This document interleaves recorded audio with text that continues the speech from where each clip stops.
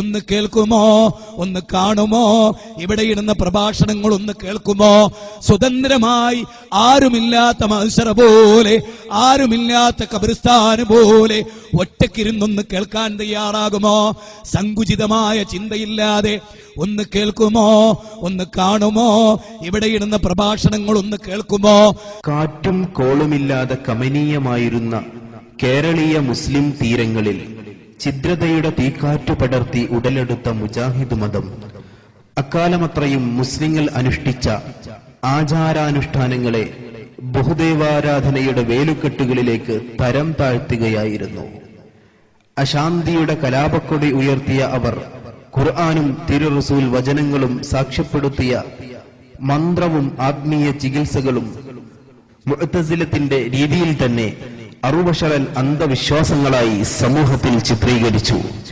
അതേ മുജാഹിദ് മതക്കാർ ഇന്ന് തങ്ങൾ പണ്ട് വിസർജിച്ച മഹാ കണ്ടുപിടുത്തങ്ങൾ ചങ്കു തൊടാതെ വിഴുങ്ങി സമൂഹത്തിൽ സ്വയം പരിഹാസ്യരാവുന്ന വൈരുദ്ധ്യാത്മക പരിണാമങ്ങളാണ് പരക്കെ കാണുന്നത്. ജിന്നിന്റെ ആസ്തിക്യത്തെ പറ്റിയുള്ള ഭിന്നാഭിപ്രായങ്ങൾ ഈ പുരോഗമന പേക്കോലങ്ങളെ തെരുവിൽ 8ലധികം ഗ്രൂപ്പുകളും ഉപഗ്രൂപ്പുകളുമായി ചിന്നിച്ചിതറാൻ ഹേതുകമായിരിക്കുകയാണ്.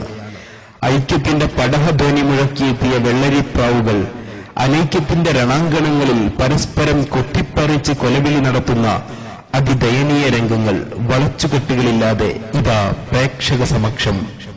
ജിന്ന്, മന്ത്രം, കണ്ണേറ്, പഴയ നിയമങ്ങളും പുതിയ നിയമങ്ങളും.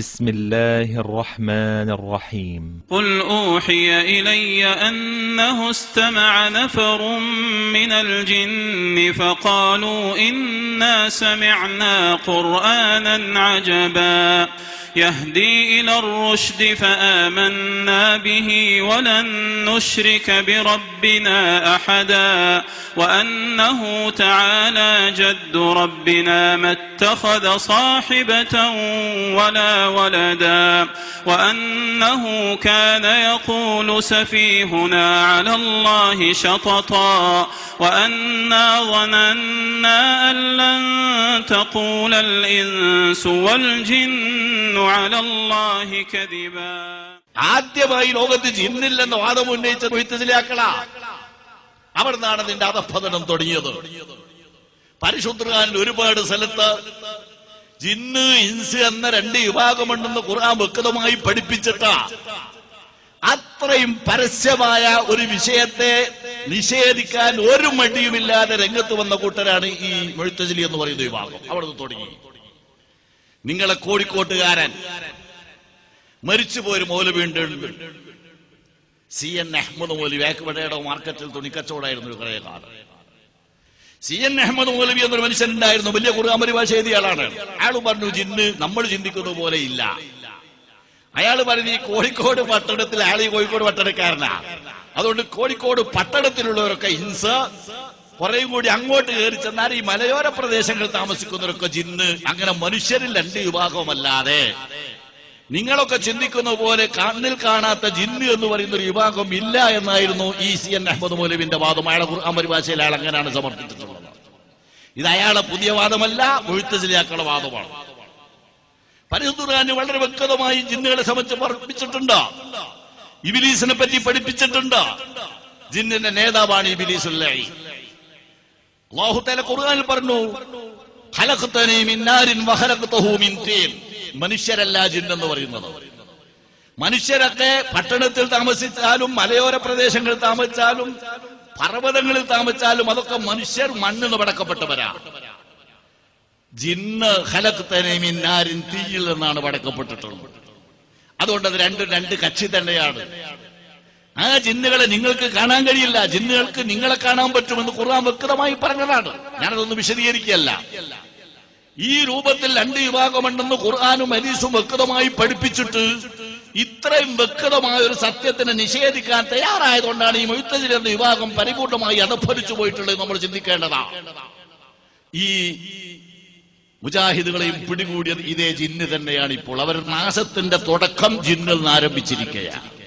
അതെ, താൽക്കാലിക വാദങ്ങളുടെ കുടില ചിന്തകളുമായി ഉടലെടുത്ത മുഅ്തസിലത്തിന്റെ വാലറ്റക്കാരായ അഭിനവ മുജാഹിദുകൾ മുഅ്തസിലത്തിന്റെ അതേ വഴിയിൽ ജിന്നുകളെ നിഷേധിക്കുന്നതടക്കം അതിഭീകരമായ കൂടിയാട്ടങ്ങളുമായി തെരുവുകൾ കലക്കുകയാണ്. മൗലവിമാര് ജിന്നിന്റെ പേരിൽ തർക്കിക്കുന്ന കാണാം. ഒരു മൗലവി പറയുന്നു, എടവണ്ണ അബ്ദുസ്സലാം സുല്ലമി പറയുന്നു, ജിന്നെന്ന വർഗം തന്നെ ഇല്ല, മറിച്ചോ ജിന്ന് ആരാണ്? മനുഷ്യന്റെ കണ്ണുകൊണ്ട് കാണാത്ത ശക്തിയായ ഭൂതക്കണ്ണാടി മാത്രം വെച്ച് നോക്കുന്ന മൈക്രോബ് നമ്മൾ മൊത്തത്തിൽ പറയും. അതിന് ബാക്ടീരിയ, ഫംഗസ്, വൈറസ്. ഈ ജീവിക്കും അറബി ഭാഷയിലും എന്തെന്നെയാ പ്രയോഗിക്കുക, ഹദീസിലൊക്കെ എന്തെന്നെയാ പ്രയോഗിച്ചത്? ജിന്ന് തന്നെയാണ് പ്രയോഗിച്ചിട്ടുള്ളത്. ഇത്രയും മനസ്സിലായി. അപ്പൊ വമാ ഖലഖ്തുൽ ജിന്ന വൽ ഇൻസ ഇല്ലാ ലിയഅ്ബുദൂൻ. അല്ലാഹു തആല മനുഷ്യനെയും ബാക്ടീരിയയും പടച്ചത് അല്ലാഹുവിനെ ഇബാദത്ത് ചെയ്യാൻ വേണ്ടി മാത്രമാണ്. അങ്ങനെ ആകുമല്ലോ ഇവരുടെ ഖുർആൻ പരിഭാഷ. കാരണം അബ്ദുസ്സലാം സുല്ലമിയുടെ ഭാഷയിൽ ജിന്ന് എന്ന് പറഞ്ഞാൽ മൈക്രോബുകളാണ്. ജിന്ന് എന്ന പദം കാട്ടാളന്മാർക്ക് വരെ പ്രയോഗിക്കാൻ അറബി കവിതകൾ ധാരാളം ലിസാനിൽ അറബ് ഉദ്ധരിക്കുന്നുണ്ട്. കാമൂസ് അറബി അംഗീകരിച്ച് നികൊണ്ടാണ് കാമൂസ്. ആ ലിസാനിൽ അറബിലും കാമൂസിലും ധാരാളം അറബി പദങ്ങൾ ഉപയോഗിച്ചിട്ട് ഉദ്ധരിച്ചിട്ട് വരെ പറയാം ജിന്ന് എന്നുള്ളത് ഈ നാട്ടിക്കൊന്ന് ഇറങ്ങാതെ കാട്ടിൽ മാത്രം താമസിക്കുന്ന കാട്ടാളന്മാർക്ക് വരെ പ്രയോഗിക്കുന്ന. പിന്നെ എന്തിനു ഉപയോഗിക്കും? നമ്മൾ കണ്ണുകൊണ്ട് കാണാത്ത വൈറസ്, ഫംഗസ്, ബാക്ടീരിയ പോലുള്ള ജീവിക്ക് ഉപയോഗിക്കും. അതിന് അറബി ഭാഷ ജിന്നിൽ തന്നെ പ്രയോഗിക്കുക, വേറെ പദമല്ല. മൂപ്പരുടെ ഭാഷയിൽ ജിന്നി എന്ന് പറയുന്ന ഒരു പ്രത്യേക വർഗമല്ല. കാട്ടിൽ താമസിക്കുന്ന കാട്ടാളന്മാരും ആദിവാസികളും അതുപോലെ ഈ സൂക്ഷ്മമായി നോക്കിയാൽ കാണാത്ത അത്രയും നിസ്സാരമായ പ്രാണികൾ, ബാക്ടീരിയ, വൈറസ്, ഫംഗസ്, ഇതിനെ കുറിച്ചൊക്കെയാണ് ജിന്നി എന്ന് പറയുന്നത്. നമുക്ക് ഏതാണിത് പ്രസ്ഥാനം? സഹോദരങ്ങളെ, ഇതുകൊണ്ടാണ് ഞങ്ങൾ പറയുന്നത് ഇതിന് ഇസ്ലാം എന്ന് നിങ്ങൾ പേര് പറഞ്ഞാൽ പഞ്ചസാര ചാക്കിന് സിമന്റ് എന്ന് പേരിട്ട് മാതിരിയാവും. ഇസ്ലാം ആകൂല. കാരണം എന്താണെന്നറിയോ? ഇസ്ലാം മുഹമ്മദ് നബി സല്ലല്ലാഹു അലൈഹി വസല്ലം തങ്ങൾ പഠിപ്പിച്ചു, ഖുൽ ഊഹിയ ഇലയ്യ അന്നഹു ഇസ്തമഅ നഫറും മിനൽ ജിന്ന്. സൂറത്തുൽ ജിന്ന് തുടങ്ങുന്നത് തന്നെ അങ്ങനെയാണ്. ഖുർആൻ വളരെ വ്യക്തമായി ജിന്നെന്ന് പറയുന്ന ഒരു വിഭാഗമുണ്ടെന്നും وَأَنَّا مِنَّا الصَّالِحُونَ وَمِنَّا دُونَ ذَلِكَ وَكُنَّا طَرَائِقَ قِدَدًا. ഞങ്ങളിൽ നല്ലവരുണ്ട്, മോശക്കാരുണ്ട്, ഞങ്ങൾ പല പാർട്ടിക്കാരാണ്. ജിന്നുകൾ ഒരു വിഭാഗമാണ് സഹോദരങ്ങളെ. മുഅ്തസിലത്തിന്റെ പാടിപ്പതിഞ്ഞ ജിന്ന് നിഷേധവാദം ഒടുവിൽ മുജാഹിദുകളിൽ ഒരു വിഭാഗം കൈവിട്ടു. പതിയെ മൃദുല സമീപനങ്ങളിലേക്ക് വഴുതി മാറുകയായിരുന്നു. സലാഹി KNM ഗ്രൂപ്പിന്റെ വാക്താവായിരുന്ന കാലത്ത് ആദ്യകാലത്തുള്ള പഴയ തൗഹീദാണ് അവർ പറയുന്നത്. കേട്ടോളൂ. അതേസമയം മനുഷ്യ കൈവിന് അപ്പുറത്തുള്ള കാര്യങ്ങള് ആരോട് ചോദിച്ചാലും അത് പ്രാർത്ഥനയാണ്. അത് ജിന്നിനോട് ചോദിച്ചാലും മലക്കിനോട് ചോദിച്ചാലും മഹാത്മാക്കളോട് ചോദിച്ചാലും, അത് ജിന്നിനോട് ചോദിച്ചാലും മലക്കിനോട് ചോദിച്ചാലും മഹാത്മാക്കളോട് ചോദിച്ചാലും. കണ്ടോ? കേട്ടോ? മനുഷ്യ കഴിവിന്റെ അപ്പുറത്തുള്ളത് ആരോട് ചോദിച്ചാലും അത് പ്രാർത്ഥനയാണ്. പഴയ തൗഹീദ് 2007 ആയപ്പോഴേക്ക് 2006 അവസാനത്തിൽ 2007 കൂടി മുജാഹിദുകൾ തൗഹീദ് മാറ്റിയപ്പോ ഈ മനുഷ്യൻ ആ പ്രാർത്ഥനയുടെ അർത്ഥവും മാറ്റി, പുതിയ ഡെഫിനിഷൻ നൽകുകയാണ്. എന്നിട്ട് പറയുന്നത് എന്താ? സൃഷ്ടികളുടെ കഴിവിന്റെ അപ്പുറത്തുള്ളത് തേടലാണ് പ്രാർത്ഥന.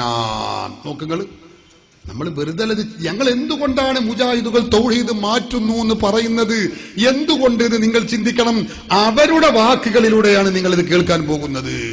പക്ഷെ ഇയാൾക്ക് ഈ പുതിയ തൗഹീദ് പറഞ്ഞിട്ട് നാവിനിങ്ങട്ട് ശരി വന്നിട്ടില്ല. കാരണം പാടി പഠിച്ച തൗഹീദ് എന്താ? അത് മനുഷ്യ കഴിവിന് അതീതമായ കാര്യങ്ങൾ. മുജാഹിദുകൾ ഇങ്ങനെ പറയും. ഒരു മുജാഹിദിനോട് സംസാരിച്ചു കൊണ്ട് അവരിങ്ങനെ പറയും, പണ്ട് ആഫീസിൽ നിന്ന് കിട്ടിയ ഷീറ്റിലുള്ള വിവരം ഇങ്ങനെ പറയും. എങ്ങനെയൊക്കെ മനുഷ്യ കഴിവിന് അതീതമായ കാര്യങ്ങളിൽ, മറഞ്ഞ വഴിയിൽ, അദൃശ്യമാർഗത്തിൽ, അഭൗതിക മാർഗത്തിലൂടെ, അസാധാരണ വഴിയിലൂടെ, കാര്യകാരണ ബന്ധങ്ങൾക്ക് അതീതമായി. ഇതൊക്കെ പാടാൻ നിങ്ങളോട് പറയും, നിങ്ങൾ ഇങ്ങനെ ഞെട്ടി ഉറക്കും. എന്താ ലോഹിൽ മഹഫൂദ് ഒന്ന് കേൾക്കുകയാണോ എന്ന് തോന്നിപ്പോ. ഇത് ആഫീസിൽ നിന്ന് കിട്ടിയ ഷീറ്റിലുള്ളതാ. എന്താ ഈ പറയണത്? നീ സാധുവിന് തിരിയില്ല. കേട്ടോളൂ സഹോദരന്മാരെ, പുതിയ തൗഹീദ് അയാൾ പറയുകയാണ് മനുഷ്യ കഴിവിന് അതീതമായി. പക്ഷെ അത് പറയുമ്പോൾ അയാൾ തൊള്ളിയിൽ വരുന്നത് എന്താണ്? സൃഷ്ടി കഴിവിന് അതീതം എന്നുള്ളത് പറയുമ്പോഴും ഇങ്ങനെയാണ് പറയുന്നത്. കേട്ടോളൂ, അയാൾ തൊള്ളിയിൽ വരുന്നത് സൃഷ്ടികളുടെ കഴിവിന് മനുഷ്യ കഴിവ്. അത് പഴയ തൗഹീദാണ്. ഇപ്പൊ തൗഹീദ് മാറ്റിയതാണ് സൃഷ്ടികളുടെ കഴിവ് എന്ന്. പക്ഷെ അത് തൊള്ളക്ക് പാകപ്പെട്ടു വന്നിട്ടില്ല. 10-20 കൊല്ലമായിട്ട് ഇയാളെ ജീവിതകാലത്ത് തന്നെ ഇയാൾ പറയാൻ തുടങ്ങിയ എന്താ? മനുഷ്യ കഴിവിന് അതീതം, മനുഷ്യ കഴിവിന് അതീതം എന്നല്ലേ. തൗഹീദ് മാറ്റിയിട്ട് സൃഷ്ടി കഴിവ് എന്ന് പറയുമ്പോഴും തൊള്ളിയിൽ വരുന്നത് എന്തെന്നെ? മനുഷ്യ. പിന്നെ ഒരാൾ കൊഞ്ഞപ്പടുള്ള ആളുകൾ, വിക്കുള്ള ആളുകൾ സംസാരിക്കുമ്പോൾ സൃഷ്ടി കഴിവിന് അതീതം. കേട്ടോളൂ ഒന്നുകൂടി. സൃഷ്ടികളുടെ കഴിവിന് അതീതമായ കാര്യങ്ങളിൽ സഹായം. അതാ തൗഹീദ് മാറുകണത്. എന്നിട്ട് പറയട്ടെ, പ്രാർത്ഥന എന്ന് പറയാം. കണ്ടോ, സൃഷ്ടികളുടെ കഴിവിന് അപ്പുറത്തുള്ളത് തേടുമ്പോഴാണ് പ്രാർത്ഥന എന്ന് പറയുക. തൗഹീദ് മാറി. എന്തേ ഈ തൗഹീദ് മാറ്റാനുള്ള ന്യായം? നമ്മുടെ ഉലമാക്കൾ അന്ന് പറഞ്ഞിരുന്ന ന്യായം ഇപ്പൊ സക്കരിയ സലാഹിയും കൂട്ടരും ഇപ്പോഴല്ല 2007 അവര് പറയുന്നു. എന്താ? ഞാൻ പറയുന്നില്ല, അയാളെ കൊണ്ട് തന്നെ പറയുന്നേരാ.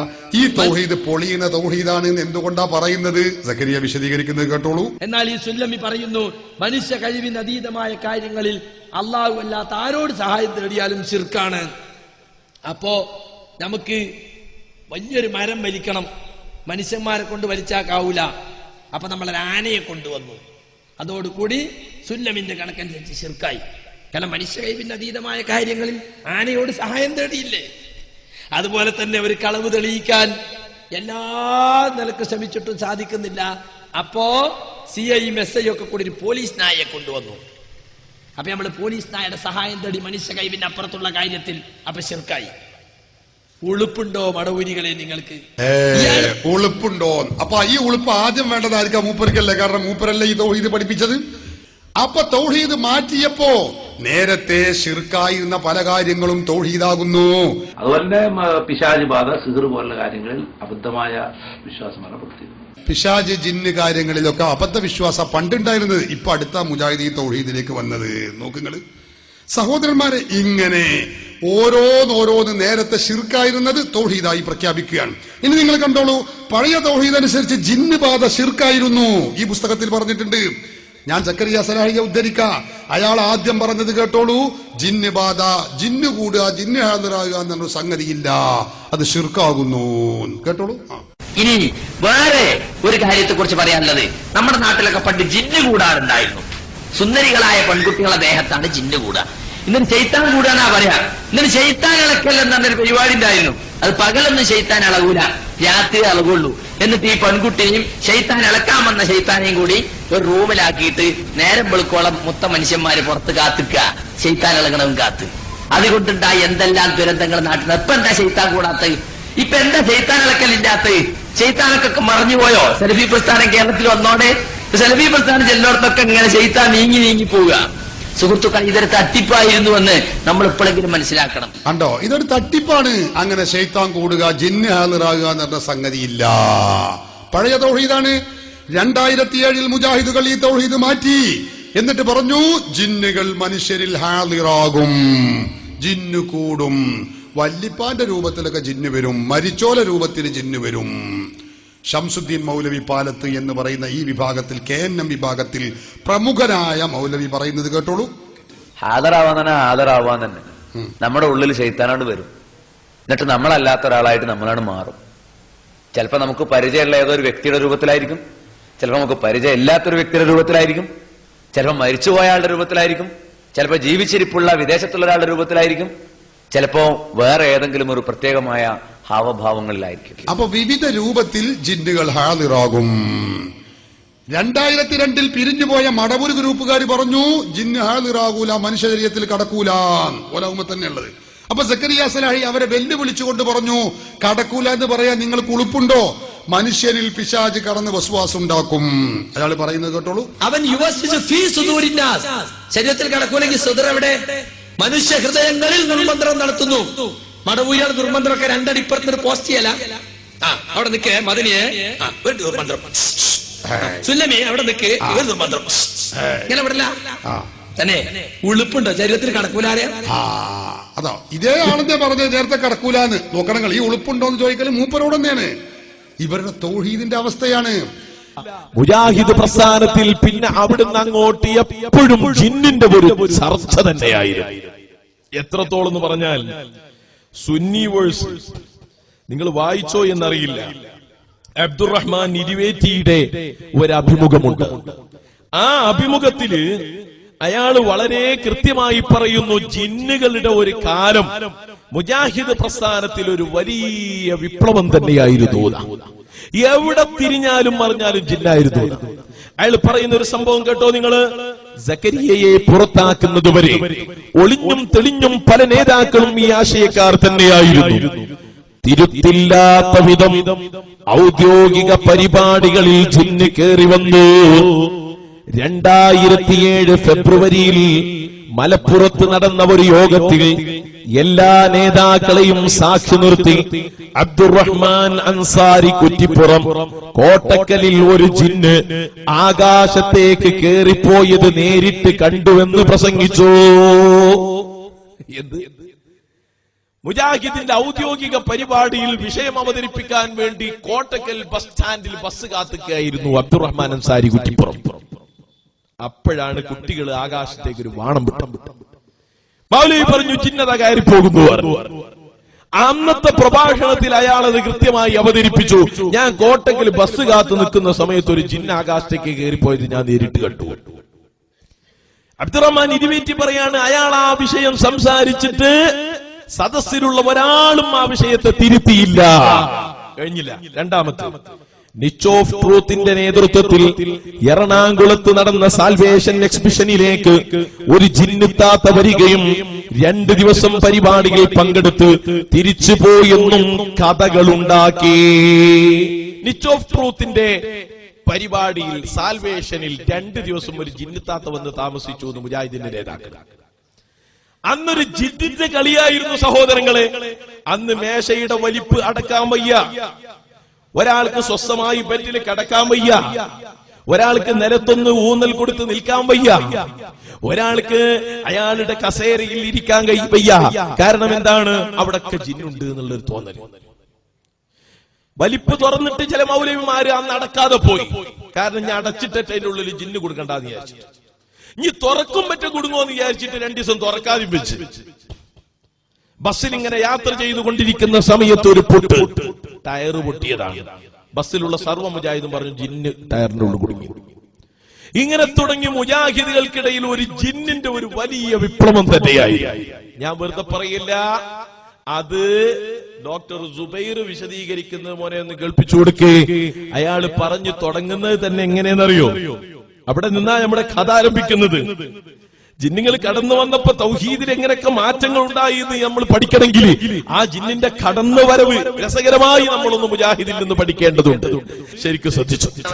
ആ ജിന്നല്ലേ അവിടെ കുടുങ്ങിപ്പോലെ എന്ന് ഞാൻ ആലോചിച്ചു. ഇരുന്നപ്പോ ഞാൻ ശ്രദ്ധിച്ച് ആ ജിന്ന അവിടെ ഇരിപ്പുണ്ടെങ്കിൽ ഞാനിപ്പോ ഇത് അയാളെ ഞാൻ കാണുന്നില്ലല്ലോ, ഞാനിപ്പോ ഈ ഡെസ്ക് അങ്ങ് നീക്കിട്ട് അവനോട് കൊടുക്കുമല്ലോ, അവനോട് പ്രതികരിക്കും എന്നിങ്ങനെ ഞാൻ ചിന്തിച്ചു പോയതാണ്. ഇപ്പോ വേറൊരു സ്ഥലത്ത് ഒരു സ്ത്രീക്ക് പ്രയാസം ഉണ്ടാവും. ചോദിച്ചാൽ എന്തിനാ എന്റെ മേത്ത് മീനിന്റെ വെള്ളം ഒഴിച്ചെന്നാണ് ചോദിച്ചത്. ഈ സ്ത്രീ മീൻ കഴിയ വെള്ളമൊക്കെ ഒഴിച്ച് ഇങ്ങനെ ഒഴിച്ചപ്പോ അവിടെ ജിന്ന് നിൽക്കുന്നത് സ്ത്രീക്ക് കാണാൻ കഴിയുന്നില്ലല്ലോ.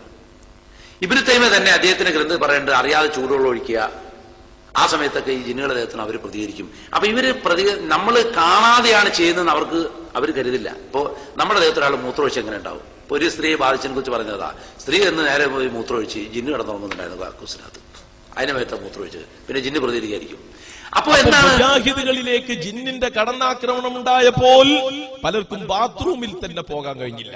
കാരണം പലരും ദിവസങ്ങളോളം ബെഡിൽ തന്നെ മൂത്രമൊഴിക്കേണ്ടി വന്നു. കാരണം ജിന്നുണ്ട് എന്നാണ് മൗലവിമാർ പറഞ്ഞത്. പിന്നെ മത്സ്യം കഴുകിയ വെള്ളം ഒഴിക്കാൻ കഴിയുന്നില്ല. വല്ലപ്പോഴും ജിന്നിന്റെ മുഖത്തേക്കാകുമോ എന്ന് പേടിച്ചിട്ട് സ്ത്രീകൾ പലപ്പോഴും മൗലവിമാരുടെ മുഖത്തേക്ക് ഒഴിച്ചു. കാരണം എന്താ പിന്നെ ആ ബുദ്ധിമുട്ടുണ്ടാവില്ല, നേരിട്ട് തന്നെ അഭിമുഖീകരിക്കുക. ഇങ്ങനെയുള്ള ഒരു കാലഘട്ടം മുജാഹിദിനുണ്ടായി സഹോദരങ്ങളെ. ഇനി മനുഷ്യ ശരീരത്തിൽ ജിന്ന് കടക്കുന്നു എന്ന് മുജാഹിദ് പുതിയ തൗഹീദ് കണ്ടെത്തി. മുജാഹിദ് പ്രസ്ഥാനത്തിലെ ഒരു വിഭാഗം അവർ പറഞ്ഞു, നമ്മൾ അറിയാത്ത കോലത്തിൽ നമ്മെ ശൈത്താൻ ശല്യപ്പെടുത്തും, നമ്മൾ അറിയാത്ത കോലത്തിൽ ശൈത്താൻ നമ്മെ ഉപദ്രവിക്കും. ആ ഉപദ്രവം വസ്വാസ് മാത്രമല്ല, മനുഷ്യന്റെ ശരീരത്തിൽ കടന്നുകൊണ്ടുള്ള ശല്യം കൂടിയാണ്. ആര് പറയുന്നു? ഒരു മുജാഹിദ് മൗലവി. സക്കരിയ സുലായി മാത്രല്ല ഈ വാദം പറഞ്ഞത്, പക്ഷേ പറഞ്ഞപ്പോ എല്ലാരും ഉണ്ടേനി. അവസാനം മുജാഹിദിൽ ഒന്നായി ചെയ്ത്താൻ കയറി.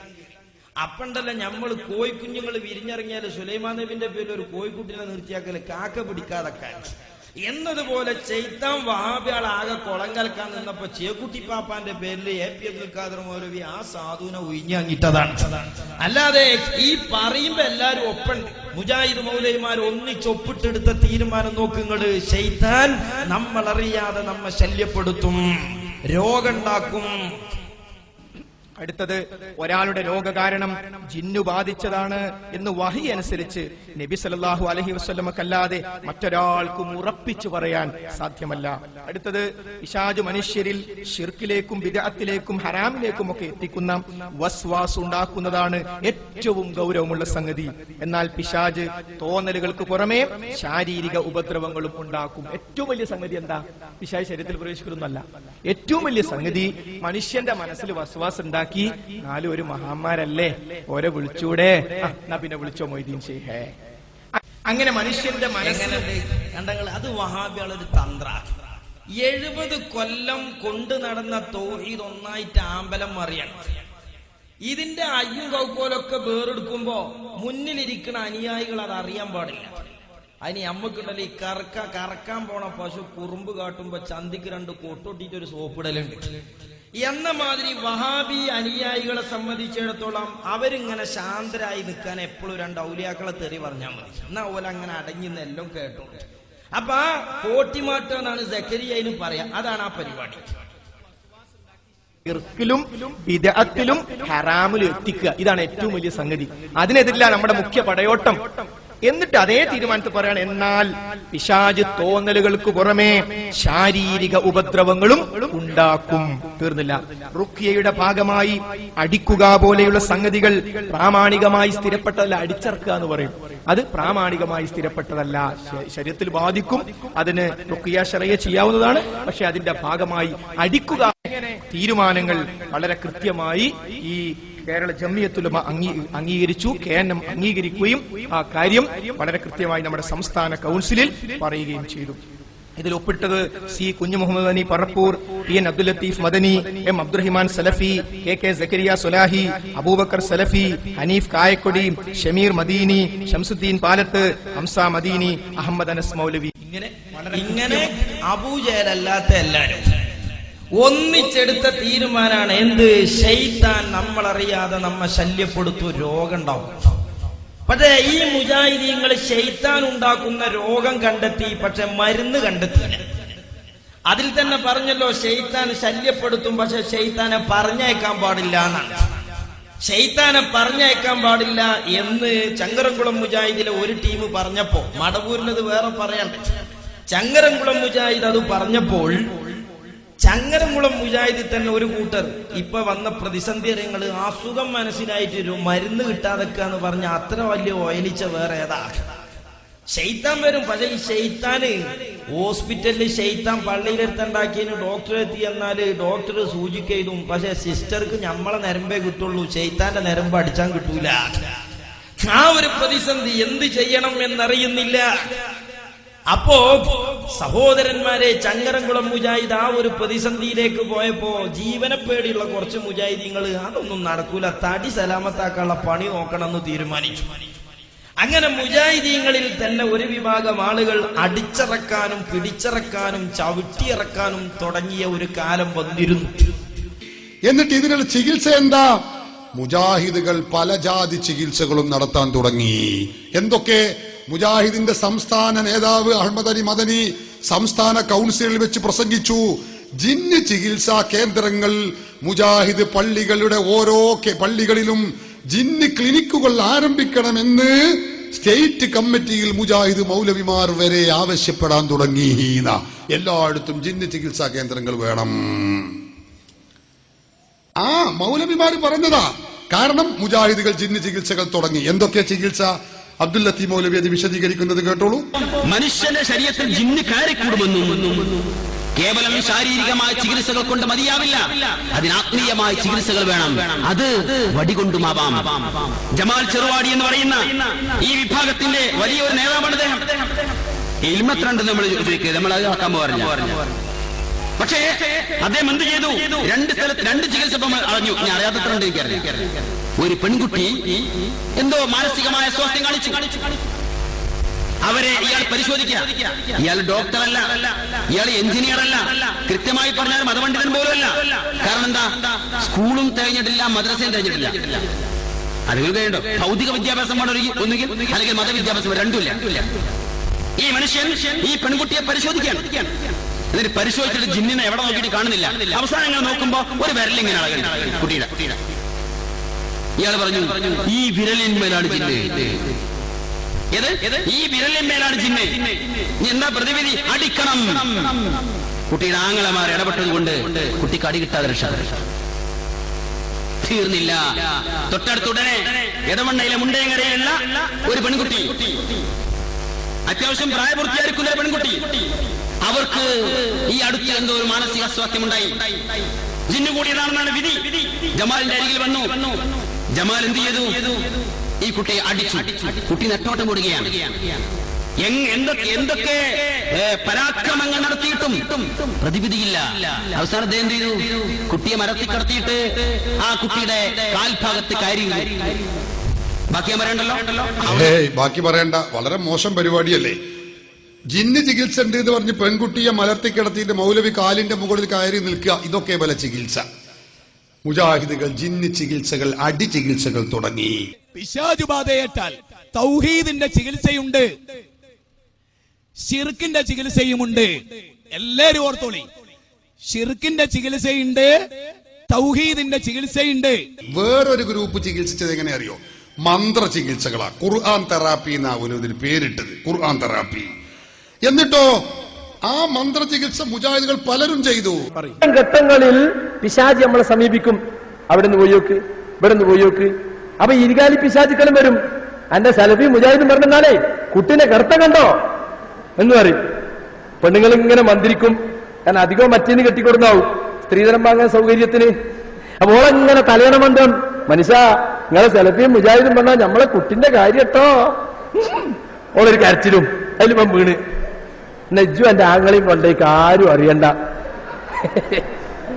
അങ്ങനെ തലയില് മുണ്ടിട്ടിട്ട് മെല്ലെ പോവുക. കണ്ടോ? ഓൻ കെട്ടിയപ്പോ എന്താ പറഞ്ഞേ? ഞാൻ കെട്ടിക്കൊണ്ടൊന്ന് നന്നാക്കല്ലേ. പര നന്നായത് മൂപ്പര് നന്നായി, ഓള് നന്നായില്ല. കണ്ടോ? എത്ര എത്ര ആളുകളുണ്ട് എന്നറിയോ അറിയാതെ ഇത്തരം കേന്ദ്രങ്ങളിൽ പോകുന്നത്. അപ്പോ പണ്ടങ്ങനെ പോയത്, മുണ്ടക്കെട്ട് ആരും കാണാതെ രാത്രി പോകും. ഇപ്പൊ കാലം കഴിഞ്ഞു. ഇപ്പൊ ഇവലെന്നെ മന്ത്രിക്കാൻ തുടങ്ങി. ആളുകൾ പഠിക്കട്ടെ ഇതൊക്കെ. ഇനി നെക്സ്റ്റ് എടുക്ക്. ഇനി സക്കരിയാസലായി മന്ത്രിച്ചതാ കാണിച്ചു തരാൻ പോകുന്നത്. നിങ്ങൾ ശരിക്കും ചിന്തിക്കണം. ഇതൊക്കെ ഞങ്ങൾ ആഘോഷിക്കാതിരിക്കുവോ?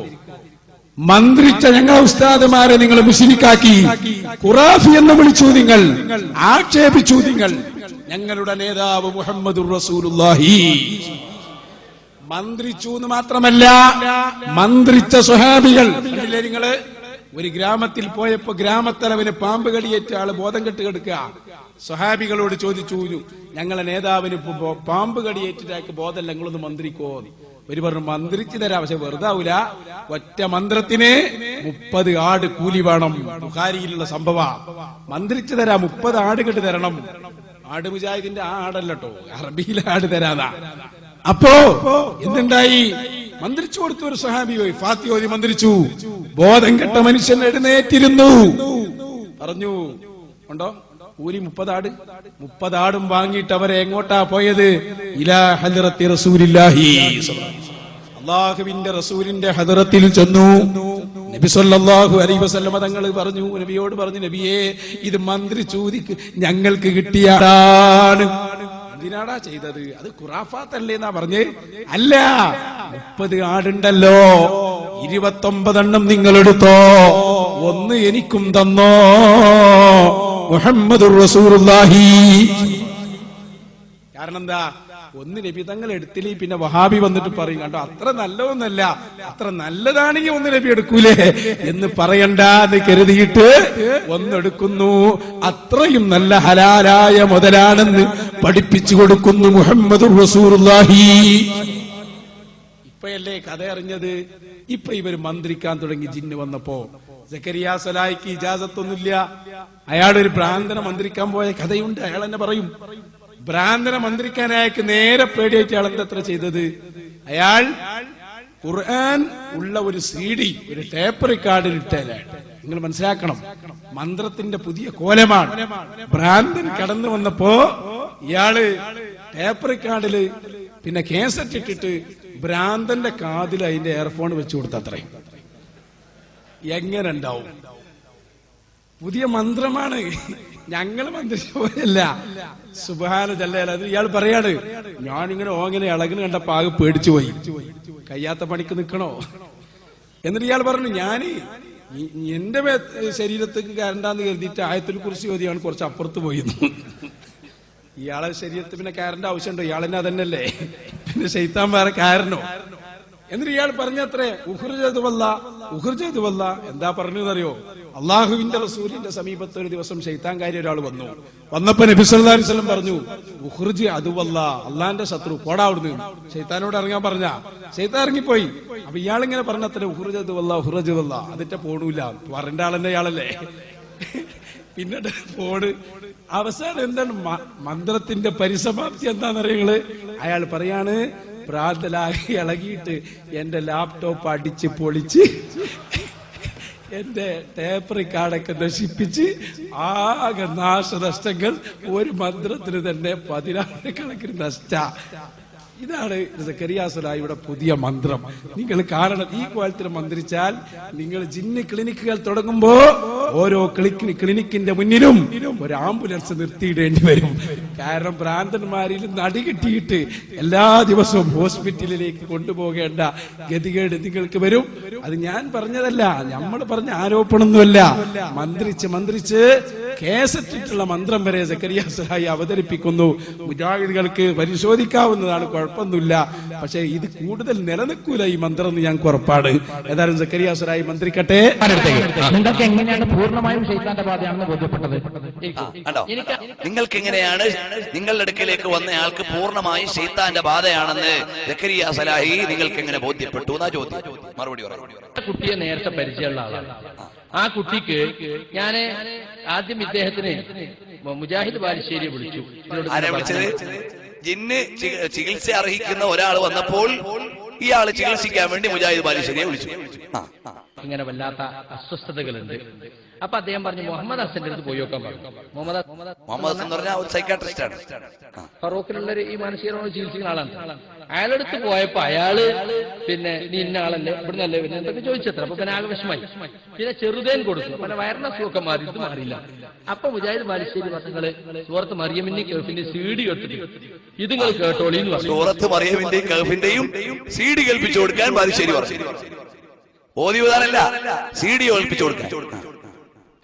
ഇത് കേട്ടാൻ മതി. അപ്പൊ ഇത് കേൾക്കാൻ വേണ്ടി ഇവൻ ഇരുന്നാൽ പ്ലെയർ വെച്ചിട്ട് ചെവിയിലിട്ടാൽ ഇവനും പ്ലെയറും കൂടി കട്ടിലും ഇട്ടൊന്ന് പുറത്തേക്ക് ചാടുക. അങ്ങനെ അവൻ വീണ്ടും മുജാഹിദ് ബാലുശ്ശേരിയെ വിളിച്ചപ്പോ എന്താന്ന് അറിഞ്ഞൂടാ. അപ്പൊ എന്റെ അടുത്ത് വന്നിട്ട് ഇങ്ങനെ ഒന്നുമില്ല. ഞാൻ പറഞ്ഞു, ഇത് കേട്ടിട്ട് ഖുർആന്റെ ശത്രു ആണല്ലോ ഈ ശൈത്താന്റെതാണെന്നാ തോന്നുന്നത്. അതുകൊണ്ട് ഇതിനിപ്പോ നമ്മളിവിടെ ഒന്നും ചികിത്സ ഒന്നുമില്ല, ഗൾഫ് രാജ്യങ്ങളിലൊക്കെ ചികിത്സ ഉണ്ട്. ഈ എല്ലാ രോഗികളും ഖുർആൻ ചികിത്സ അറിയിക്കുന്ന എല്ലാവരും ഗൾഫിലേക്ക് പോകണം. എന്ന് പറയുന്ന കുറെ ആയത്തും ദിക്റും ഒക്കെ കാസറ്റിലാക്കിയുണ്ട്. അത് വേണമെങ്കിൽ ഞങ്ങൾക്ക് തരാം, നിങ്ങളുടെ വീട്ടിൽ വന്നോളി, ഞാൻ ഗൾഫിൽ പോയപ്പോ കൊണ്ടുവന്നാണ്. അങ്ങനെ ഇവൻ വന്നു. അപ്പോ നിസ്കരിച്ചിട്ട് വരിക, അവൻ ഒന്നുണ്ട് ഒന്നോടുകൂടി. അപ്പൊ ഞാൻ എന്റെ ടേപ്പ് റെക്കോർഡിൽ സാധാ കാസറ്റാണ് എന്റെ ചെവിയിലിട്ട് വെച്ചു കൊടുത്തത്. ഞാൻ ഒന്നെടുത്ത് ഞാനിങ്ങനെ ആയത്തിൽ കുറിച്ച് ഓതി നിൽക്കാതെ വല്ല ശേത്തൻ എന്റെ ടേപ്പ് കയറാനുള്ള. രോഗിയായ ആൾക്ക് ടേപ്പ് റെക്കോർഡറിൽ ഖുർആൻ ഇട്ടിട്ട് ഇയർഫോൺ എടുത്ത് ചെവിയിൽ വെച്ചു കൊടുത്തു. എന്നിട്ടോ അങ്ങനെ ഖുർആൻ കേട്ടിട്ട് ശൈത്താൻ ഇളകിയാൽ എന്നെ പിടിക്കാതിരിക്കാൻ ഞാൻ ആയത്തിൽ കുറിച്ച് ഓതി. അപ്പൊ കുറച്ചിന് കഴിഞ്ഞപ്പോ ഇവൻ എന്നിട്ട് ഇങ്ങനെ ഭയങ്കര ഒച്ച. ഞാനാകെ ബേജാറായിട്ട് നെഞ്ചിടിപ്പ് കൂടി. ഞാൻ ആദ്യമായിട്ട് കാണുകയുള്ളൂ. അപ്പൊ ഞാൻ ഇങ്ങനെ അത് വല്ലാന്നൊക്കെ പറഞ്ഞു നോക്കി. അത് വന്നാന്ന് പറഞ്ഞു നോക്കിയത് നബി സല്ലല്ലാഹു അലൈഹി വസല്ലം തങ്ങളുടെ അടുക്കൽ ബാധയുള്ള ഒരു കുട്ടിയെ കൊണ്ടുവന്നപ്പോൾ നബി തങ്ങൾ പറഞ്ഞു, ഉഖ്റുജ് അദുവല്ലാഹ് അന നബിയുല്ലാഹ്, ഉഖ്റുജ് അദുവല്ലാഹ് അന നബിയുല്ലാഹ്. ശൈത്താൻ എന്ന് പോയി. ആ ദിക്ർ ഇയാള് ചൊല്ലിയാലുണ്ടോ ഫലിക്കുക? അയാള് ചൊല്ലി നോക്കിയാലോ? ചാടിയും എണീറ്റ് പാടിന്റെ ടേപ്പ് ഇയാള് ചൊല്ലിയപ്പോ ശൈത്താൻ കൂടി. നല്ല ലാപ്ടോപ്പിന്റെ ഒരു ഇതുണ്ടായിരുന്നു, അത് കെട്ടി. അപ്പൊ അങ്ങനെ എന്നിട്ട് പിന്നെ ഒക്കെ കഴിഞ്ഞ് ഉറക്കം തുടങ്ങുന്ന മാതിരി, എന്താടാ നീ കാണിച്ചു? അല്ല ഇത് കണ്ടതൊക്കെ നീ കാണിച്ചല്ലേ? അല്ല ഉസ്താദിന്റെ അവിടെ ഇരുത്തിയിട്ട് കാസറ്റ് കണ്ടോ? നൂറിന് എന്തോ വന്ന പിന്നെ തലയിലൂടെ എന്തോ മിന്നുന്ന പോലെ തോന്നി. പിന്നെ എനിക്കൊന്നും ഓർമ്മയില്ല എന്ന് പറഞ്ഞു. അപ്പൊ ഇത് ചെയ്യുന്നതിന്റെ കൊലായിൽ ഞാൻ മാത്രമേ കുട്ടികൾക്ക് അകത്താ. ഡോക്ടർ അബൂബക്കർ കടവത്തൂർ MSMന്റെ പഴയ സംസ്ഥാന പ്രസിഡന്റ് പുറത്തു നിൽക്കുന്നത്. ഞാൻ വാതിൽ വന്നപ്പോ അദ്ദേഹത്തെ, നിങ്ങളിപ്പോ എന്താ അവിടെ റുക്കിയ നടത്തി വെച്ചു? നടത്തിയൊന്നല്ല അബൂബക്കർ സാഹിബ്, ഈ കുട്ടി ഇങ്ങനെ ഉണ്ട് കണ്ടപ്പോ ഈ കാസറ്റ് വന്ന് ഇട്ടുകൊടുത്ത് നോക്കിയാണ്. അപ്പൊ ഇതിന്റെ കോലം എങ്ങനെയാ കാണുന്നത്?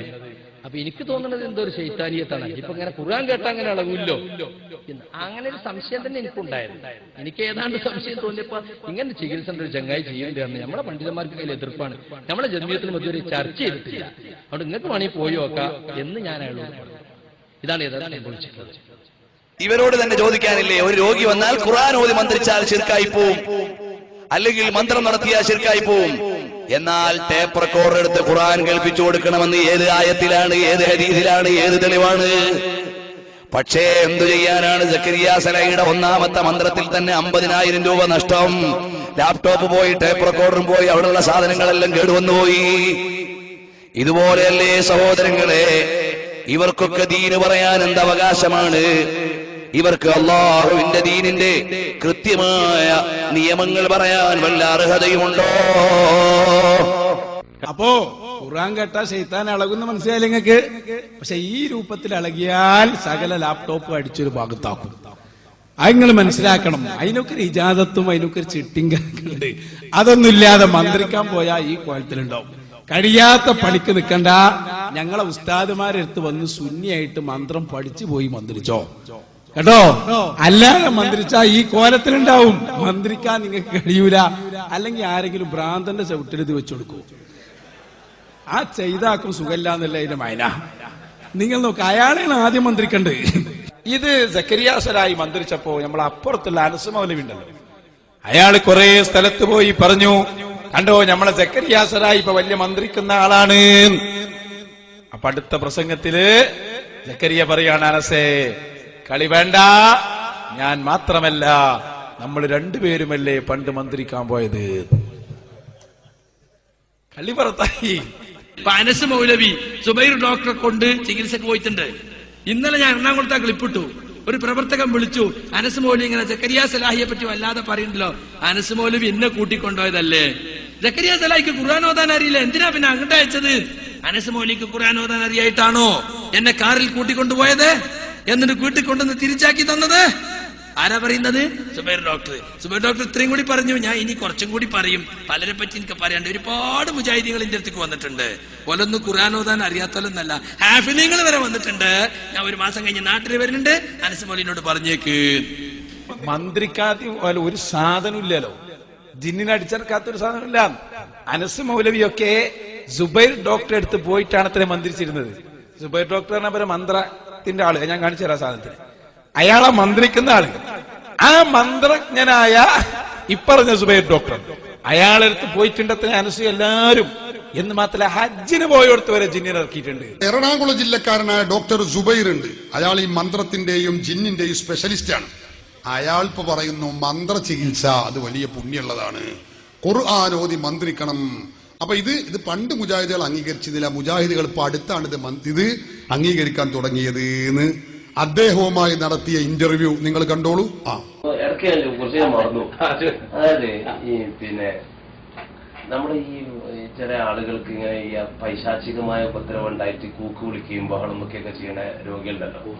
അത്തരം ഒരു രോഗികളെ സാറെ പോലുള്ള ഒരു ഡോക്ടറെ അടുത്ത് കൊണ്ടുവന്നാൽ നിങ്ങൾക്ക് അതിന്റെ ഭൗതികമായ എന്ത് വ്യാഖ്യാനം? അത് നിങ്ങളൊരു കൂക്ക് വിളിച്ചു വന്നു കഴിഞ്ഞാല് തലച്ചോറിനെ തളർത്തുന്ന മരുന്ന് കൊടുത്ത് മയക്കി കിടത്തുന്നല്ലാതെ അതിന്റെ രോഗത്തിന്റെ അടിസ്ഥാന കാരണം ചികിത്സിക്കാൻ സാധ്യമല്ല. അല്ല, എന്താണെന്ന് അറിയില്ല. ഇല്ല, അതുകൊണ്ടാണ് ഇപ്പോ മാനസിക രോഗങ്ങൾ ഒരിക്കലും ചികിത്സിച്ച് മാറ്റുന്ന ഡോക്ടർ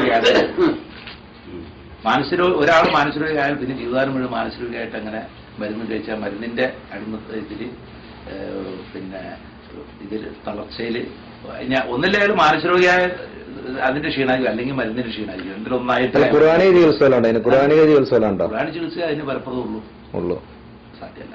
അല്ല, ഇപ്പൊ ഖുർആൻ ചികിത്സ എന്ന് പറഞ്ഞാല് ഇപ്പൊ സക്കരിയ സാറായെ പോലത്തെ പറയുന്നുണ്ട്, ആയത്തുൽ കുർസി ഊതിയാൽ കുട്ടികളുടെ ശമനം കിട്ടും, ഇങ്ങനെ ഓരോ വിഷയത്തില്. അതുപോലെ വല്ല മന്ത്രിക്കാണോ ഉദ്ദേശിക്കുന്നത്? മന്ത്രിക്കാം. ഖുർആനിലെ ആയത്തുകൾ, ഹദീസിൽ വന്ന പ്രാർത്ഥനകൾ ഓതി രോഗികൾ ഊതുക. അല്ല, അതന്നല്ലേ ഇപ്പൊ ഈ സുന്നികളിലും പലരും ചെയ്യുന്നതന്നല്ലേ? അല്ല, സുന്നികളിൽ ചെയ്യുന്ന പറഞ്ഞാൽ അതിലിപ്പോൾ അഭിപ്രായ വ്യത്യാസമാണ്. പിന്നെ ഇപ്പൊ നൂല് മന്ത്രിച്ച് കെട്ടുക, ഏലസ് കിട്ടുക, ഇതുപോലത്തെ കാര്യത്തില് ഇല്ല, അതൊന്നും വേണ്ട, വെറുതെ മന്ത്രിക്കാം, കുഴപ്പമില്ല. ചെയ്യാലോ. മാത്രമല്ല ഊതണമല്ലോ, ഊതുന്നത് എഫക്റ്റീവാണ്. ഊതുന്നത് എഫക്റ്റീവാണ്. എന്താ പിന്നെ ശാസ്ത്രമല്ലേ പറയണത്?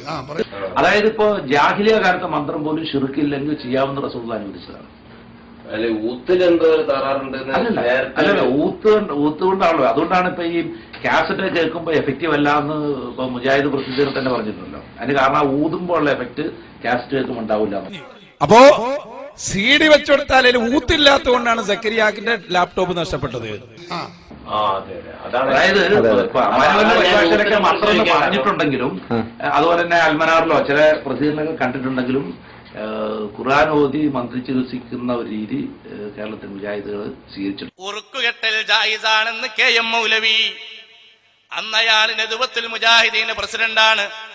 എന്നാൽ വൈസ് പ്രസിഡന്റായ ഉമർ മൗലവി പറയുന്നു അത് ശിർക്കാണ് എന്ന്. ഉറുക്ക് കെട്ടുക എന്ന ഏർപ്പാട് ശരിയാണോ? അല്ലേ? ഇമാം ബുഖാരി ഉദ്ധരിക്കുന്നു, അബ്ദുല്ലാഹി ഇബ്നു അംർ ഇബ്നുൽ ആസ് റളിയല്ലാഹു അൻഹു മക്കൾക്ക് ഉറുക്ക് കെട്ടിക്കൊടുക്കാറുണ്ട്. മുജാഹിദുകളോട് ചോദിച്ചു ഉറുക്ക് കെട്ടുന്നതിനെ കുറിച്ച്, അവർ പറയും അത് ശിർക്കാണ് എന്ന്. എന്തേ കാരണം? അവർക്ക് സഹാബത്ത് തെളിവല്ല, ഉമർ മൗലവിയാണ് തെളിവ്. അതുകൊണ്ട് നമുക്ക് നിഷ്പക്ഷമതികളോട് പറയാനുള്ളത്, ഈ വിഷയത്തിൽ ഇമാം ബുഖാരി റളിയല്ലാഹു അൻഹു എന്താണ് ഉദ്ധരിച്ചത്? എന്നാൽ മഹാന്മാരായ സഹാബത്തെ കിറാം അവരെ സംബന്ധിച്ചിടത്തോളം അവര് മന്ത്രിച്ചൂതിയിരുന്നവരാണ്, അതിന്റെ പേരിൽ കൂലി വാങ്ങിച്ചിരുന്നവരാണ്.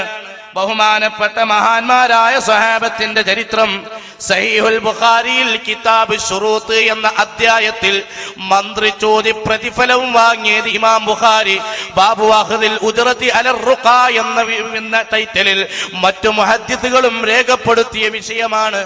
പറയൂ, ആരുടെ പക്കലാണ് നേരെ? ലൈലുഹാ വനഹാറുഹാ സവാ ഖാല റസൂലുള്ളാഹി. കഴിഞ്ഞുപോയ ഇന്നലകളിലെ പിന്തുടരപ്പെടേണ്ട മാതൃകാ വ്യക്തിത്വങ്ങൾ. വകുല്ലു ഖൈരിൻ ഫിത്തിബാഇ മൻ സലഫ് വകുല്ലു ശർരിൻ ഫിബ്തിദാഇ മൻ ഖലഫ്. എല്ലാ തിന്മകളും ഉള്ളത് അത് മഹാന്മാരായ പണ്ഡിതന്മാരെ കൈയൊഴിക്കുന്നതിലൂടെയാണ്, പുതിയ ചിന്താഗതിക്കാരിലൂടെയാണ്. നമ്മുടെ ഏതേത് ആശയങ്ങളുണ്ടോ, ഏതേത് ആദർശങ്ങളുണ്ടോ, ആ ആശയങ്ങളും ആദർശങ്ങളും അത് വളരെ വ്യക്തമായി കൊണ്ട് നമ്മുടെ മുമ്പിലുണ്ട് പ്രിയപ്പെട്ട സഹോദരന്മാരെ. അതുകൊണ്ട് ഓർമ്മപ്പെടുത്താനുള്ളത്, മഹാന്മാരുടെ ചിന്താസരണിയിലേക്ക് വരിക, അഇമ്മത്തിന്റെ ജീവിതത്തിലേക്ക് വരിക. ഇമാം ബുഖാരി ഉണ്ടെന്ന് പറഞ്ഞു തന്നതാരാ? ഇമാം മുസ്ലിം ഉണ്ടെന്ന് പറഞ്ഞു തന്നതാരാ? ഇമാം ബുഖാരി ജനിച്ച വർഷം കൂട്ടണേ 96 പിന്നെ 100 കൂട്ടണേ. ഹിജ്റ 100 ചില്ലാനത്തിൽ ജനിച്ച ബഹുമാനപ്പെട്ട ഇമാം ബുഖാരി തങ്ങളുടെ സഹീഹുൽ ബുഖാരി ഉണ്ടെന്ന് പറഞ്ഞു തന്നത് നമ്മുടെ ഇമാമുകളല്ലേ, ഇന്നലകളിലെ നേതാക്കന്മാരല്ലേ? അവരെ വിട്ടുകൊണ്ടൊരു ദീനുണ്ടോ? അതുകൊണ്ട് പറയട്ടെ, മഹാന്മാരായ സഹാബത്ത് മന്ത്രിച്ചൂതുന്നവരാണ്, അവർ ഇസ്തിഗാസ നടത്തുന്നവരാണ്, അവർ തവസ്സുൽ നടത്തുന്നവരാണ്, ആ നിലക്ക് നിലകൊണ്ടവരാണ് എന്ന് സാന്ദർഭികമായി ഉണർത്തട്ടെ. എന്ന് വിശദീകരിക്കുന്നത് ഞാൻ കേൾപ്പിച്ചു തരാം. എന്താ? സക്കരിയ സലാഹി പറയുന്നു, മന്ത്രം, കുന്ത്രം, കുതന്ത്രം എന്നൊക്കെ പറഞ്ഞ അയാൾ മന്ത്രത്തെ പരിഹസിക്കുന്നത് കേട്ടോളൂ. രോഗം വന്ന ഐക്കല്ല്, ഏലസ്, ഉറുക്ക്, മന്ത്രം, തന്ത്രം ഇതൊക്കെ ആരാ ചെയ്തുകൊണ്ടിരിക്കുന്നത്? റസൂൽ പഠിപ്പിച്ചത് രോഗം വന്നാൽ നിങ്ങൾ ചികിത്സിക്കണം. തദാവൂ, നിങ്ങൾ ചികിത്സിക്കണം. ഫൈനല്ലാഹ ലം യൻസിൽ ദാൻ ഇല്ലാ അൻസല ലഹു ദവാ. അല്ലാഹു ഒരു രോഗം ഇറക്കിയിട്ടുണ്ടോ അതിന് പ്രത്യൗഷധവും ഇറക്കിയിട്ടുണ്ട്. ആ ഔഷധം കണ്ടെത്തി ചികിത്സിച്ചാൽ ബരി അബീദിനില്ല, അള്ളാഹുവിന്റെ അനുമതി പ്രകാരം രോഗം സുഖപ്പെടുന്നതാണ്. അതിന് പകരം ഇവരെന്താ ചെയ്യുന്നത്? ഒരു തങ്ങളെടുത്ത് പോകും, അവിടുന്ന് ഒരു നൂല് ഒന്ന് കെട്ട്, ഒരു കെട്ട്, എന്നിട്ടത് കയ്യിൽ കെട്ടും. അല്ലേ? ഐക്കല്ല്, ഏലസ്, ഉറുക്കെന്നൊക്കെ പറഞ്ഞ എന്താ അതിനകത്ത് ഉണ്ടാവുക? ഒരു കഷ്ടം കടലാസ് എടുത്തിട്ട് കുട്ടികൾ ടൈം ടേബിളിന് വരയും പോലെ തെലുങ്കും പലുങ്കും പറയാ, അലിഫ് ലാമ് അലിഫ് റാവ് എന്നൊക്കെ എഴുതുക. എന്നിട്ട് ഹോമിയോപ്പതിക്കാരൻ ഗുളികപ്പൊതി മുളച്ചതായി മടക്കുക, എന്നിട്ട് മെഴുകിൽ പൊതിഞ്ഞ തുണിയിലാക്കുക, എന്നിട്ട് നൂല് ചുറ്റുക. ഇതാണ് ഐക്കല്ല്, ഏലസ്. അത് സ്വർണത്തിനുള്ളിലാക്കിയാലും വെള്ളിന്റെ ഉള്ളിലാക്കിയാലും കടലാസിനുള്ളിലാക്കിയാലും ഒക്കെ സാധനം ഇത് തന്നെയാണ്. കുഴിപ്പിടിച്ചാലും അതന്നെ, ബയറ്റുന്നോ കുടിച്ചാലും അതന്നെ. ഭർത്താവ് ഗൾഫിലുള്ളപ്പോ പ്രേമം പൊളിയാതിരിക്കാൻ കൊടുക്കണ ഐക്കല്ലോ അത് തന്നെ. മുജാഹിദ് സ്ത്രീകൾക്കാണ് കള്ളിങ്ങൾ വിഷയം മനസ്സിലാക്കണം, മറക്കരുത്. എന്നിട്ട് ബാക്കി കാളപൂട്ടിന് പോകുന്ന പോത്തിന്റെ അരയിൽ കെട്ടണോ അതന്നെ. കാളപ്പൂട്ടിന് പോത്തിന്റെ അരയിലാത്ര ഐക്കല്ല് കിട്ടുക? എന്താ ഇയാൾ ഈ പറയണത്? പോത്തിന്റെ അരയിൽ ആരെങ്കിലും ഐക്കല്ല് കിട്ടുമോ? സഹോദരന്മാർ, ഒരു കഥയില്ല, എന്തെങ്കിലും അങ്ങനെ പറയാ. പിന്നെ കടലാസിൽ, എല്ലാ കടലാസിലും അലിഫുലാമ് അലിഫു ബാഗ് അലിഫുലാമ് അലിഫു ബാഗ് എന്ന എഴുതല് അതൊരു പൊട്ടം പറഞ്ഞ മാതിരിയാണ്. മെഡിക്കൽ ഷോപ്പിൽ പോയി ഗുളിക കൊടുത്ത് നോക്കി, കവറെല്ലാം തുറന്നോക്കെ ഒക്കെ വെള്ളക്കുളി തന്നെ, എല്ലാം ഒന്ന് തന്നെയായിരുന്നു ഒരാൾ പണ്ട്. എന്ത് മാതിരിയുള്ള പൊട്ടത്തരാണ് അതിൽ എഴുതല്? പലതുമാണ്. അത് ആര് എഴുതുന്ന ആൾക്കാരോട് ചോദിച്ചു നോക്കണം. അല്ലാതെ അലിഫു ലാമ് അലിഫു ബാഗ് ഇങ്ങനെ കണ്ടിലൊക്കെ എഴുതി വെക്കലല്ല. മഹാപോഴത്തെ പറയുള്ളൂ. എന്നിട്ട് അത് വലിയ സംഗതിയായിട്ട് ഇങ്ങനെ വഹിച്ചെടുക്കുക ആളുകൾ. അപ്പൊ പഴയ കാലത്ത് മന്ത്രിക്കാൻ പാടില്ല, അത് തൗഹീദിന് വിരുദ്ധമാണ് എന്ന് പറഞ്ഞ് പരിഹസിച്ചവരായി ഇവർ. എന്നാ നിങ്ങൾക്കറിയോ, 2007 ശേഷം തൗഹീദ് മാറി. തൗഹീദ് മാറ്റിക്കൊണ്ട് പറഞ്ഞു, കുട്ടികൾക്ക് അസുഖം ഉണ്ടാകുമ്പോ ആയത്തുൽ കുർസി ഓതി മന്ത്രിക്കണം. കേട്ടോളൂ, പഴയ പുതിയ തൗഹീദ് വരട്ടെ. നമ്മളെ കുട്ടികൾക്കൊക്കെ എന്തെങ്കിലുമൊക്കെ വിഷമങ്ങളോ കരച്ചിലോ ഒക്കെ ഉണ്ടാകുമ്പോൾ നമ്മൾ എന്താ ചെയ്യാറ്? ഒരു ചെറിയ കുട്ടി, എന്താണെന്ന് പറയാൻ വയ്യാത്ത കുട്ടി രാത്രി കരയാണെങ്കിൽ ഒന്ന് കൊണ്ടുപോയി നജസിന്നൊക്കെ വൃത്തിയാക്കിയിട്ട് നമ്മൾ കുട്ടിക്ക് ആയത്തുൽ കുർസി ഓതി ഊതി തടവി കൊടുത്ത കുട്ടി അങ്ങോട്ട് ഉറങ്ങും. ഇതൊക്കെ ഇതൊക്കെ ഖുറാഫാത്താണോ? ഞങ്ങളോട് ചോദിക്കണ്ട, മുജാഹിദുകളോട് ചോദിക്കണം. ഞങ്ങൾ അന്നേ പറഞ്ഞതാ, ഞങ്ങളെ ഉലമാക്കൾ, ഇത് ഖുറാഫാത്തല്ല, ഇത് തൗഹീദാണ്, തെറ്റല്ല, ശിർക്കല്ല. ഇപ്പൊ മൂപ്പര് 2007 ചോദിക്കുക, അതൊക്കെ ഖുറാഫാത്താണോ? ഇതൊക്കെ റസൂല് പഠിപ്പിച്ചതല്ലേ? ഇതാ സഹോദരന്മാരെ മുജാഹിദുകളുടെ അവസ്ഥ. തൗഹീദ് മാറ്റിക്കൊണ്ടിരിക്കുന്നു. ഹാരിസ് ബിൻ സലീം എന്ന് പറയുന്ന യൂത്ത് നേതാവുണ്ട്. അയാൾ പറയാ, മന്ത്രത്തെക്കുറിച്ച് ഇപ്പൊ ഞാനിവിടെ ക്ലാസ് എടുക്കുമ്പോ നിങ്ങൾ ചിലപ്പോ ചോദിക്കും, എന്താ ചോദിക്കുക? ഒരു 19 കൊല്ലായിട്ട് നമ്മൾ മാറ്റിവെച്ചൊരു ഏർപ്പാട് നിങ്ങൾ തിരിച്ചു കൊണ്ടുവരുവാണോ എന്ന് ചിലപ്പോ നിങ്ങൾ സംശയിക്കുന്നുണ്ടാകും. എന്നാ സംശയിക്കണ്ട, ഇതൊക്കെ ഹദീസിൽ വന്ന കാര്യങ്ങളാകുന്നു. അപ്പൊ 50 കൊല്ലം മുമ്പ് ഈ ഹദീസ് വരണ്ടായതിലേ അന്നത് ശിർക്കായിരുന്നു. ഇപ്പൊ 2007 മുജാഹിദുകൾ തൗഹീദ് മാറ്റിയപ്പോ മന്ത്രവും തൗഹീദിൽ പെടുത്തി. കേട്ടോളൂ. അതുകൊണ്ട് സഹോദരങ്ങളെ, ഹദീസിൽ വന്ന ഇസ്ലാമികമായ ചില മന്ത്രങ്ങളെ കുറിച്ച് ഞാൻ സംസാരിക്കാം. ഞാൻ ഹദീസ്, സ്വീകാര്യമായ ഹദീസുകൾ മാത്രമേ ഇവിടെ ഉദ്ധരിക്കുള്ളൂ. അതിലൊരു കാര്യം അള്ളാഹുവിന്റെ റസൂൽ പറഞ്ഞു എന്ന് പറഞ്ഞാൽ നിങ്ങൾ സംശയിക്കാതിരിക്കാം, അത് 100% അതുപോലെ സ്വീകരിക്കാം. ഒരുപക്ഷെ ആളുകൾ ഇത് പറയുന്നവരെ പരിഹസിക്കും. ബുദ്ധി കൊണ്ട് മാത്രം ദീനിനെ മനസ്സിലാക്കിയ, ഹദീസുകളെ കുറിച്ച് പരിജ്ഞാനമില്ലാത്ത, ദീനെന്ന് പറഞ്ഞാൽ അതിനെക്കുറിച്ച് യാതൊരു വിധത്തിലും അഗാധമായി വായിക്കാത്ത, പഠിക്കാത്ത ആളുകൾ എന്തൊക്കെ പുതിയ കുറെ പരിപാടികൾ ഇവിടെ പറയണു എന്നൊരു പക്ഷെ ചിന്തിച്ചേക്കാം. ഹദീസുകളിലും പ്രവാചകൻ പറഞ്ഞു എന്ന് പറഞ്ഞാൽ സംശയമില്ലാതെ വിശ്വസിക്കാൻ സാധിക്കുന്നവർക്ക് എന്റെ ഈ സംസാരം ഉൾക്കൊള്ളാൻ കഴിയൂ എന്ന് പറയാനാണ് സത്യത്തിൽ ഇത്രയും നീണ്ട ഒരു മുഖവുര ഞാൻ ഇവിടെ പറയേണ്ടി വന്നതെന്നാണ്. പ്രത്യേകിച്ചും നമ്മുടെ നാട്ടിൽ അങ്ങനെ ഒരു മുഖവുര ആവശ്യമാണ് എന്ന് മനസ്സിലാക്കി തന്നെയാണ് ഞാനിത് സംസാരിച്ചിട്ടുള്ളത്. സഹോദരങ്ങളെ, നിങ്ങൾ മനസ്സിലാക്കുക, എന്താണ് മന്ത്രമെന്ന് പറഞ്ഞാൽ? ഇസ്ലാമിലെ മന്ത്രങ്ങൾ എന്നാണ് വിഷയം. എന്താണ് മന്ത്രമെന്ന് പറഞ്ഞാൽ? മന്ത്രം അതാ ഏർപ്പാടന്നെ പാടില്ല എന്നാണ് നമ്മൾ പറയാ. കാരണം അതൊക്കെ 50ഉം 60ഉം കൊല്ലം മുമ്പ് ഇവിടുത്തെ സുന്നികളും ഖുറാഫികളും നടത്തിയിരുന്ന പരിപാടി നമ്മളൊക്കെ ഒഴിവാക്കി പോയതല്ലേ. നിങ്ങൾക്ക് എന്താണ് അതിനെ തിരിച്ചു കൊണ്ടുവരികയാണോ പുതിയതായിട്ട് എന്നായിരിക്കും ഒരു പക്ഷേ ഈ നോട്ടീസ് കണ്ടപ്പോൾ ഒറ്റപ്പെട്ട ആളുകളെങ്കിലും അങ്ങനെ ചിന്തിക്കാൻ സാധ്യതയുണ്ടെന്ന് ഞാൻ കേട്ടില്ലെങ്കിൽ. അപ്പോ അത് 19 കൊല്ലമായി നമ്മൾ മാറ്റിവെച്ചതല്ലേ എന്ന് ചിലരെങ്കിലും ചിന്തിക്കും. അപ്പൊ 50 കൊല്ലമായിട്ട് ഇവർക്ക് ഒരു പരിപാടിയല്ലേ മന്ത്രത്തിന്റെ സംഗതി? അന്നതൊക്കെ ശിർക്കായിരുന്നു, അത് ബിദ്അത്തായിരുന്നു, അനാചാരായിരുന്നു. ഇപ്പോഴോ ഇപ്പൊ തൗഹീദായി. ഒരു കാലത്ത് അഭൗതികമായി കാണാത്ത രൂപത്തിൽ നമുക്ക് ഖൈറും ഷർറും വരുത്താൻ അള്ളാഹു ഒന്നും വെച്ചിട്ടില്ല എന്ന് പറഞ്ഞ കക്ഷികൾ അറിയാത്ത രൂപത്തിലുള്ള പൈശാചികമായ ഷർറ് സമ്മതിക്കുകയാണ്. ഷർറ് മാത്രല്ല ഖൈറും വരുമെന്നാണ് മുജാഹിദ് മൗലവിമാര് പ്രസംഗിച്ചത്. സക്കരിയ സ്വലായി പറയുന്നു, ജിന്ന് നമ്മെ സഹായിക്കും. ജിന്നിന്റെ ആളുകളെ ജിന്നുകൾ സഹായിച്ചുകൊണ്ടേയിരിക്കും. ജിന്നുകൾ അവന്റെ ആളുകളെ സഹായിക്കും അവന്റെ കൈവിൽപ്പെട്ട കാര്യങ്ങൾ. ഇപ്പൊ ദൂരത്തുള്ള സാധനങ്ങൾ പെട്ടെന്ന് പോയി എടുത്തു വരാനോ അത് പറഞ്ഞു കൊടുക്കാനോ ശൈത്താന് സാധിക്കും. അത് അവന്റെ കൈവിൽപ്പെട്ട കാര്യമാണ്. എന്നാ പിന്നെ നമ്മളെ വിശ്വാസം ഒരു കഴിവ് ആർക്കും ഇല്ല. മൗലവിയുടെ ഭാഷയിൽ പറഞ്ഞാൽ അത് ജിന്നുകൾക്ക് അള്ള കൊടുത്ത കഴിവാണെങ്കിൽ മരിച്ചു പോയാലും നമ്മെ സഹായിക്കാൻ ഔലിയാക്കൾക്ക് അള്ള കഴിവ് കൊടുത്തു. അത് ഔലിയാക്കളെ കഴിവിൽപ്പെട്ട കാര്യമാണെന്ന് കൂട്ടിയാൽ ഈ പിത്തന തീരൂലെ മുജാഹിദീങ്ങളെ. അവസാനമായിട്ടുള്ള ഒരു ലൈറ്റസ്റ്റ് ആയ രൂപം എന്താണ് മുജാഹിദ് മൗലവി പറയുന്നത്? കടന്നുറങ്ങുമ്പോൾ വിളക്കണക്കണം. ഞാൻ ആമുഖമായി പറയുന്നു, മൗലവിമാര് ഇത് പറയുന്നു എന്നത് നമുക്ക് ചിരിക്ക് വക നൽകുന്നുണ്ട്. പക്ഷേ പ്രമാണത്തിലുള്ളതിനെ ഒന്നും നമ്മൾ പരിഹസിക്കേണ്ടതില്ല. മുജാഹിദ് മൗലവി പറയുന്നത് എന്താ? വീട്ടിൽ ഉറങ്ങുമ്പോൾ വിളക്കണക്കണം. വിളക്കണച്ചില്ലെങ്കിൽ വീട്ടിലുള്ള എലിയോട് പിശാച് സ്വകാര്യം പറയും. അങ്ങനെ പിശാചും എലിയും പാടെ കൂടിയിട്ട് നമ്മെ ഉപദ്രവിക്കാൻ വരും. അതുകൊണ്ട് വിളക്കണക്കാതെ കടന്നുറങ്ങരുത് എന്ന് മുജാഹിദ് മൗലവി പ്രസംഗിക്കുകയാണ്. എന്തുകൊണ്ടാണ് വിളക്കണക്കാൻ പറഞ്ഞത്? ചില കാരണങ്ങളുണ്ട്.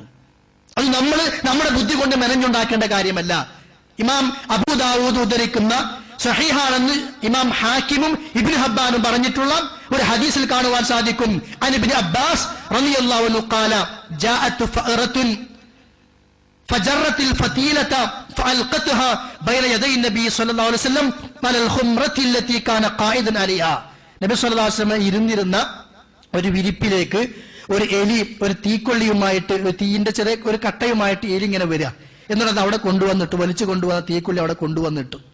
അത് ആ ഒരു ദിർഹമിന്റെ വട്ടത്തിൽ ആ വിരിപ്പ് കരിച്ചു കളഞ്ഞു എന്ന ഒരു ദിർഹമിന്റെ വട്ടത്തില് ആ വിരിപ്പ് കരിച്ചു കളഞ്ഞു. ആ തീപ്പൊരി അവിടെ വന്നു വീണ. അപ്പോ എലി കൊണ്ടുവന്നതാ. ഫഖാല നബി സല്ലല്ലാഹു അലൈഹി വസല്ലം, ഉടനെ നബി സല്ലല്ലാഹു അലൈഹി വസല്ലം സ്വഹാബത്തിനോട് പറഞ്ഞു, ഇദാ നിംതും, നിങ്ങൾ ഉറങ്ങാൻ കിടക്കുമ്പോൾ, ഫാതുഫിഉ സിറാജകും, നിങ്ങളുടെ വിളക്കുകൾ നിങ്ങൾ ഊതി വെക്കണം.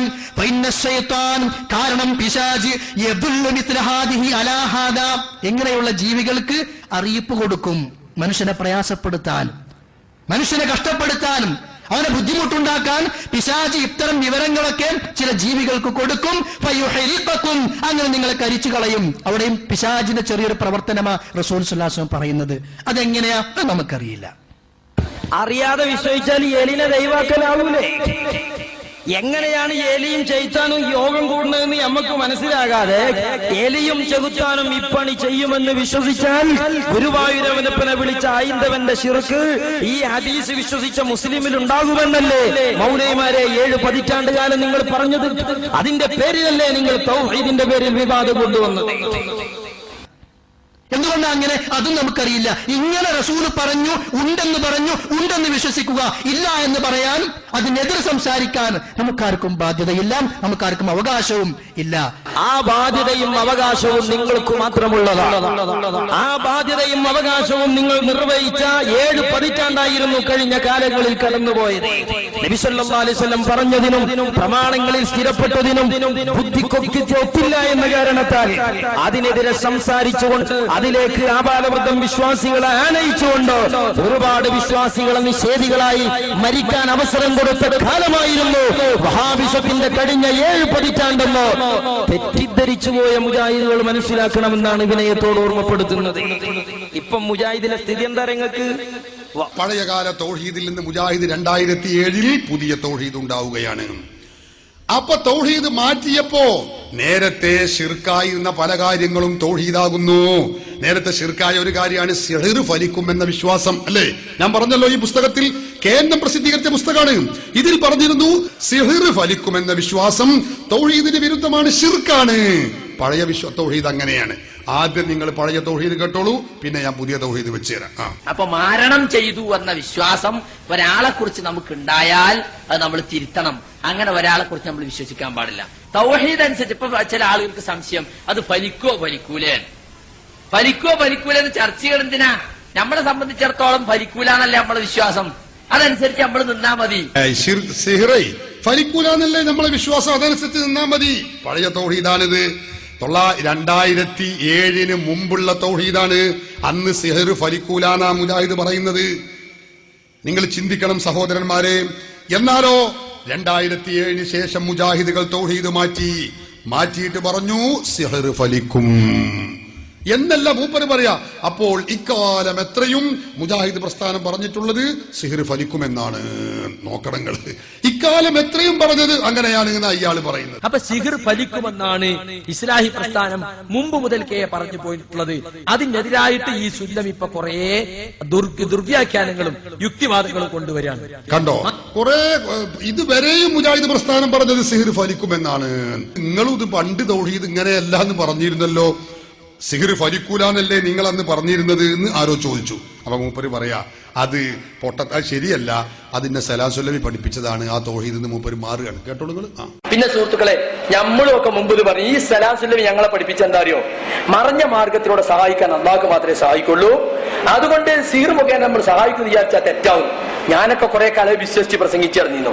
അള്ളാഹു എനിക്ക് പുറത്തു തരട്ടെ, അള്ളാഹു എനിക്ക് പുറത്തു തരട്ടെ. മൂപ്പര തൗഹീദ് മാറ്റിയാണ്. കേൾക്കണങ്ങള് 10-25 കൊല്ലം ഇയാളെന്നെ പ്രസംഗിച്ച് നടന്ന തൗഹീദായി മാറ്റണത്. എന്നിട്ട് മൂപ്പര് ദ്വാരിക്കണം എന്താ, എനിക്ക് അള്ളാഹു പുറത്തു തരട്ടെ.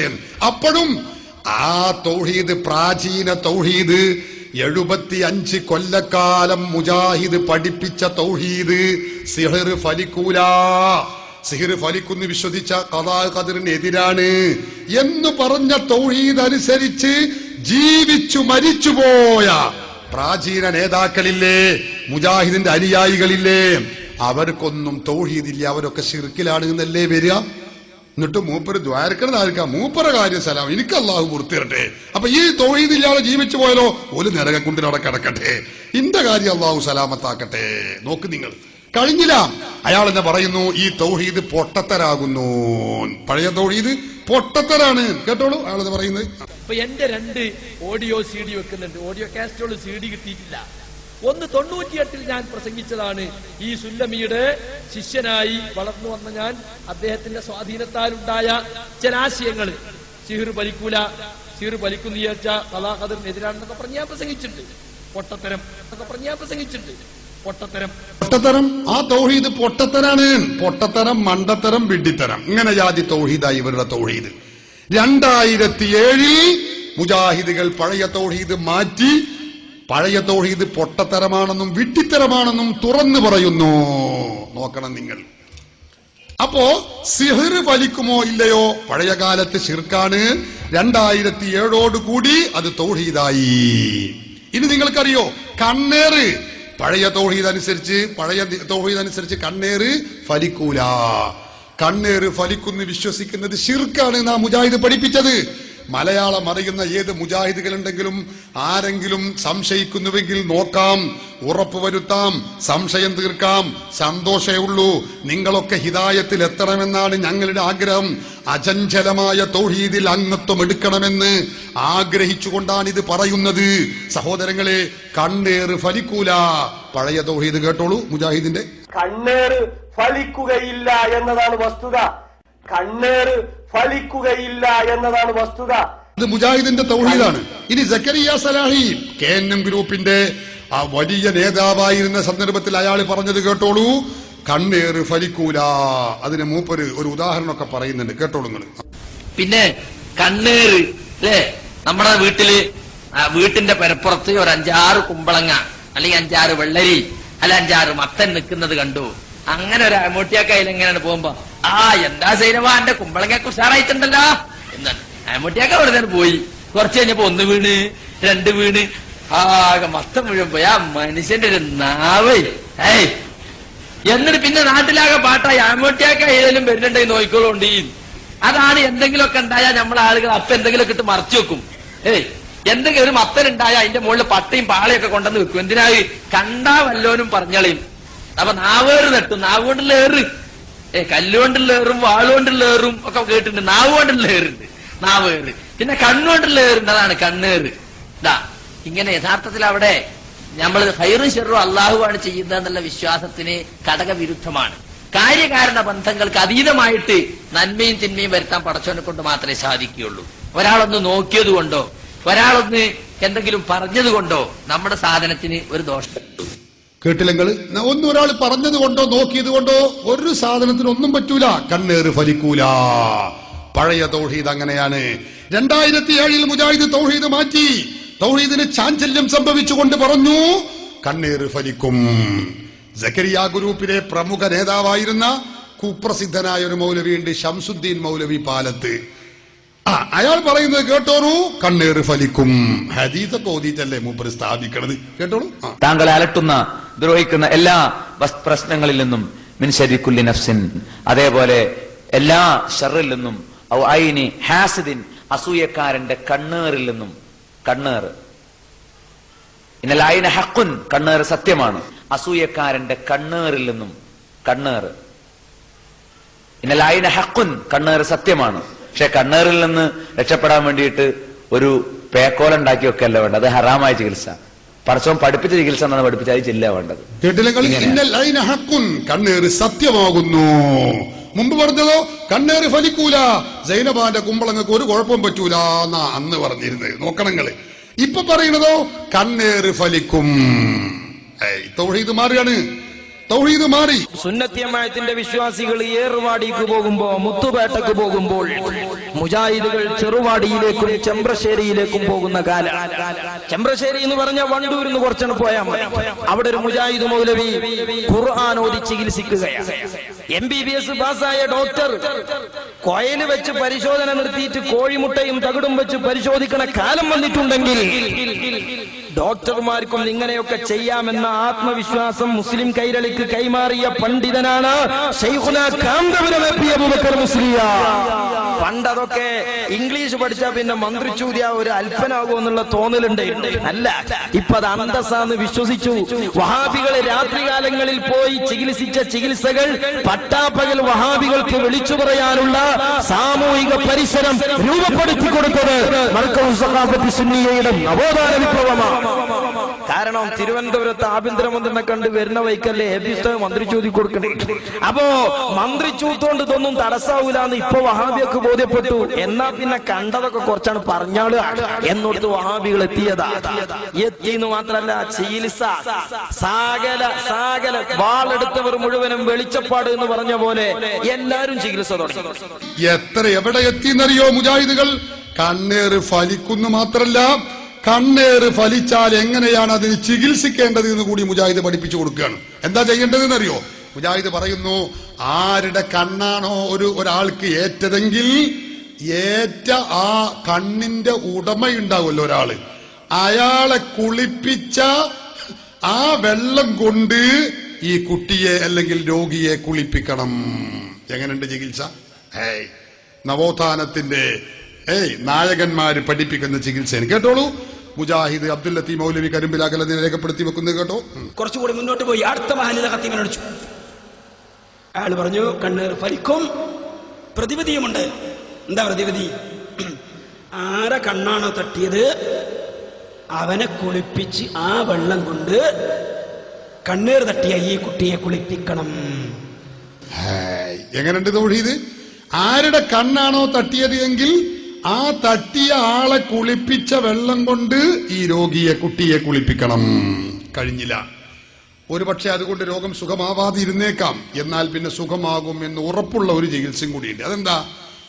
കേവലാണ് കുളിപ്പിച്ചാ പോരാ. ഈ കണ്ണ് ആരുടെ കണ്ണാണോ തട്ടിയത് എങ്കിൽ ആ തട്ടിയ ആളുടെ അടിവസ്ത്രങ്ങൾ കഴുകിയ ആ ഭാഗം ഉണ്ടല്ലോ, ആ ഭാഗം കഴുകിയ വെള്ളം ബക്കറ്റിലാക്കി ആ ബക്കറ്റിലെ വെള്ളം കൊണ്ട് കുട്ടിയെ കുളിപ്പിച്ചാൽ ഇൻഷാ അല്ലാഹ് ബിഇദ്നില്ലാ രോഗം സുഖമാകും. ആരാത് പറയുന്നത്? നിങ്ങൾ ശ്രദ്ധിക്കണം. മുജാഹിദിന്റെ നവോത്ഥാന നായകന്മാർ എന്താ ആരാണെന്നറിയോ? നവോത്ഥാനത്തിന്റെ പടഹധ്വനി മുഴക്കിയവരാണെന്ന് ഉദ്ഘോഷിക്കുന്ന വിഭാഗം പറയാണിത്. മലപ്പുറം ജില്ലയിലെ പാണ്ടിക്കാടിനടുത്ത ചെമ്പ്രശ്ശേരിയിൽ കണ്ണേറിന് പ്രത്യേകം ചികിത്സിക്കുന്ന മൗലവി ഹിഫ്ദുർ റഹ്മാൻ ഉണ്ട്. അത് മൗലവി വിഭാഗം മുജാഹിദിന്റെ ആളാ. അവയാൾ പറയുന്നത് എന്താണ്? ഇങ്ങനെ അടിവസ്ത്രങ്ങൾ കഴുകിയ വെള്ളം, ആ ഭാഗം കഴുകിയ വെള്ളം അതുകൊണ്ട് കുട്ടിയെ കുളിപ്പിക്കണം. ഞാൻ പറയുന്നില്ല, അയാൾ പറയുന്നു കേട്ടോളൂ. അയാളുടെ 32 or 24 മണിക്കൂറുള്ള പ്രസംഗമുള്ള MP3 പ്രസംഗം നമുക്ക് കാണാൻ ലഭ്യമുണ്ട്. എന്റെ കയ്യിലുണ്ട്. അത് നെറ്റിലൊക്കെ നമുക്ക് ഡൗൺലോഡ് ചെയ്താൽ കിട്ടുമത്. ആ പ്രസംഗത്തിൽ അയാൾ പറയുന്ന കുറച്ച് കാര്യങ്ങൾ കേട്ടോളൂ. അയാൾ പറയട്ടെ. ശരീരത്തോട് ഏറ്റവും ഒട്ടിച്ചേർന്ന വസ്ത്രം ഉണ്ടാവും. അത് ലിസാർ എന്നാണ് എഴുതിയിട്ടുള്ളത്. ആ ലിസാറിന്റെ എന്താണ് അടിവസ്ത്രം ഉണ്ടല്ലോ, ലിസാർ. അടിവസ്ത്രം, ലിസാർ അടിവസ്ത്രം എന്നാണ് അതിന് പറയാം. അടിവസ്ത്രം മനസ്സിലായില്ലേ? അഞ്ഞി പറയട്ടെ. ഈ ലിസാറിന്റെ ശരീരത്തോട് ചേർന്നൊരു ഭാഗമാണ് അരക്കെട്ട്. ഇവിടെ ഇങ്ങനെ അലാസ്റ്റിക്കും ബെൽറ്റൊക്കെ ആ ഭാഗം ടൈറ്റായി നിൽക്കും. ആ അലാസ്റ്റിക്കും ബെൽറ്റൊക്കെ വെച്ച് ടൈറ്റായി നിൽക്കുന്ന ആ ഭാഗമല്ലേ ഈ മുതലായവയായ ഭാഗങ്ങളെ നമ്മുടെ ഭാഷയിൽ പറയണേ. ആ ഭാഗങ്ങളുണ്ടല്ലോ, ആ ഒട്ടി നിൽക്കുന്ന ആ ഭാഗം, ആ ഭാഗത്തിന്റെ ഉള്ളിലൂടെ ഇങ്ങനെ തടവുക. അതിന്റെ ഉള്ളിലൂടെ തടവണം. നോക്കണങ്ങള് വെള്ളം കൊണ്ടേ അതിന്റെ ഉള്ളിലൂടെ തടവുക. പറയട്ടെ. ഒറ്റ കൈ കൊണ്ട് ഇങ്ങനെ ചുറ്റുഭാഗത്ത് കൂടെ തടവിയാൽ ഉള്ളിലൂടെ, പുറത്തുകൂടെ അല്ല. അതുകൂടല്ല, ഉള്ളിലൂടെ തന്നെ തടവണം. കാരണം തൗഹീദ് അങ്ങോട്ട് ശരി അങ്ങോട്ട് ആവണമെങ്കിൽ ഉള്ളിൽ കൂടെ തന്നെ പോകണം. പുറത്തേക്കൊന്നും ആയാൽ തൗഹീദ് ക്ലിയർ ആവൂല. എന്ത് തൗഹീദ കേട്ടോളൂ. ബാക്കി പറയട്ടെ. ഉള്ളുകൂടെ തടവിയിട്ട് ആ കയ്യില് മുക്കുക. ഉള്ളുകൂടെ തടവിയിട്ട് ആ ഭാഗം ഈ വെള്ളത്തിൽ ബക്കറ്റിലെ വെള്ളം ഉണ്ടാവുമല്ലോ അതിലും മുക്കുക. അവിടെ തടവിയ ആ എന്താ വസ്തുവെങ്കിൽ അതുകൊണ്ട് അവിടെ തടവി നനച്ചിട്ട് അത് ആ വെള്ളം നമ്മളെ ഇതില് മുക്കുക. ഏതില്? ബക്കറ്റിലെ വെള്ളത്തിൽ മുക്കുക. എന്നിട്ട് ഇതാണ് ഗുസ്ല്. ഇതാണ് ഗുസ്ല്. എന്നിട്ട് ഈ വെള്ളം ചെയ്യാ, ഈ വെള്ളമാണ് രോഗിയുടെ തലയിൽ കൂടെ ഒഴിക്കുക. എങ്ങനെ? ഈ വെള്ളം രോഗിയുടെ തലയിലൂടെ ഒഴിക്കണം. എങ്ങനെയാണ്? രോഗം സുഖമാണെങ്കിൽ ചെയ്യേണ്ട കാര്യമാണ്. രോഗിയുടെ തലയിലൂടെ ഒഴിക്കണം. ഏത് ഭാഗത്തുകൂടെ ഒഴിക്കേണ്ടത്? പിൻഭാഗത്തുകൂടെ. മൂപ്പരെന്നെ പറയട്ടെ. മുന്നിന്ന് ഒഴിക്കാൻ പറ്റൂല, പിന്നിന്നേ പറ്റുള്ളൂ. പിന്നിന്ന് പറഞ്ഞാൽ പിന്നിന്ന് തന്നെ ഒഴിക്കാൻ പറ്റുള്ളൂ, മുന്നിന്ന് ഒഴിക്കാൻ പറ്റൂല. അപ്പൊ എന്താ കാരണം? ഈ സ്ഥലമൊക്കെ മുക്കി ഞെക്കിയ വെള്ളല്ലേ ഇപ്പത്. മുന്നിൽ കൂടെ ഒഴിച്ചുമ്പോ നാറിയിട്ട് ആ കുട്ടിക്ക് വേണ്ടാന്ന് പറഞ്ഞെങ്കിലോ. അപ്പൊ നിങ്ങൾ മുന്നിൽ കൂടെ ഒഴിക്കാൻ പറ്റില്ല, പിന്നെ കൂടെ ഒഴിച്ചോടെ. തൗഹീദിന്റെ നവോത്ഥാനത്തിന്റെ കോലാണ് ഈ കേൾക്കുന്നത്. നവോത്ഥാനത്തിന്റെ 100ാം വാർഷികം ആഘോഷിക്കുക മുജാഹിദ്. ഇയാളുടെ മുജാഹിദ് പ്രവർത്തനത്തിന്റെ ശക്തി കൊണ്ട് ചെമ്പ്രശ്ശേരി എന്ന് പറയുന്ന സ്ഥലത്താ റമദാനിന്റെ മുമ്പ് വിനീതനായ ഞാൻ അവിടെ ഒരു മുഖാമുഖത്തിന് പോയിരുന്നു. തനിച്ച മുജാഹിദാണ് ഇയാള്. നിങ്ങൾ അങ്ങനെ തെറ്റിദ്ധരിക്കൊന്നും വേണ്ട. അവര് പഠിപ്പിക്കണ പുതിയ കണ്ണേറിന്റെ ചികിത്സയാണിത്. എന്നിട്ട് പറയട്ടെ. പിന്നിൽ നിന്ന് രോഗിയുടെ തന്റെ കൂടെ ഒഴിക്കുക. എന്ത്? ഒന്നും ചൊല്ലേണ്ടതായിട്ടില്ല. ഈ നെയ്യത്ത് മനസ്സിലുണ്ടായി. ഒന്നും ചെല്ലണ്ട, നെയ്യത്ത് ഉണ്ടായിരിക്കണം. നിസ്കാരത്തിന് നെയ്യത്ത് വെക്കണ്ട, അത് വിദ്യാർത്ഥാ മുജാഹിദ് പറയാറില്ല. ഇതിന് നെയ്യത്ത് ഏതായാലും വെക്കണം. നെയ്യത്തൊന്നും ഇല്ലെങ്കിൽ ഇത് വിഷയം മുന്നോട്ട് പോകില്ല. മണത്തിട്ട് ആ വൈക്ക് അടുക്കുവോ? എന്നിട്ട് ഇൻഷാ അല്ലാഹ് ബിഇദ്നില്ല അള്ളാഹുവിന്റെ ഇതിനോട് കൂടിയിട്ട് കണ്ണേറ്റിട്ടുണ്ടെങ്കിൽ അതാണ് പോകും. അതല്ല, ഇൻഷാ അല്ലാഹ് ബിഇദ്നില്ല കണ്ണേറ്റിട്ടുണ്ടോ അതവിടെ നിൽക്കും. ഇതുകൊണ്ട് മുജാഹിദിന്റെ കണ്ണേറിന്റെ ചികിത്സയാണിത്. പഴയ തൗഹീദ് എന്താ? കണ്ണേറ് ശിർക്ക്. പുതിയ തൗഹീദ് 2007 തൗഹീദാണ് എന്ന് മാത്രമല്ല അതിന്റെ ചികിത്സയുടെ രൂപങ്ങൾ വരെയാണ് മുജാഹിദി പറയുന്നത്.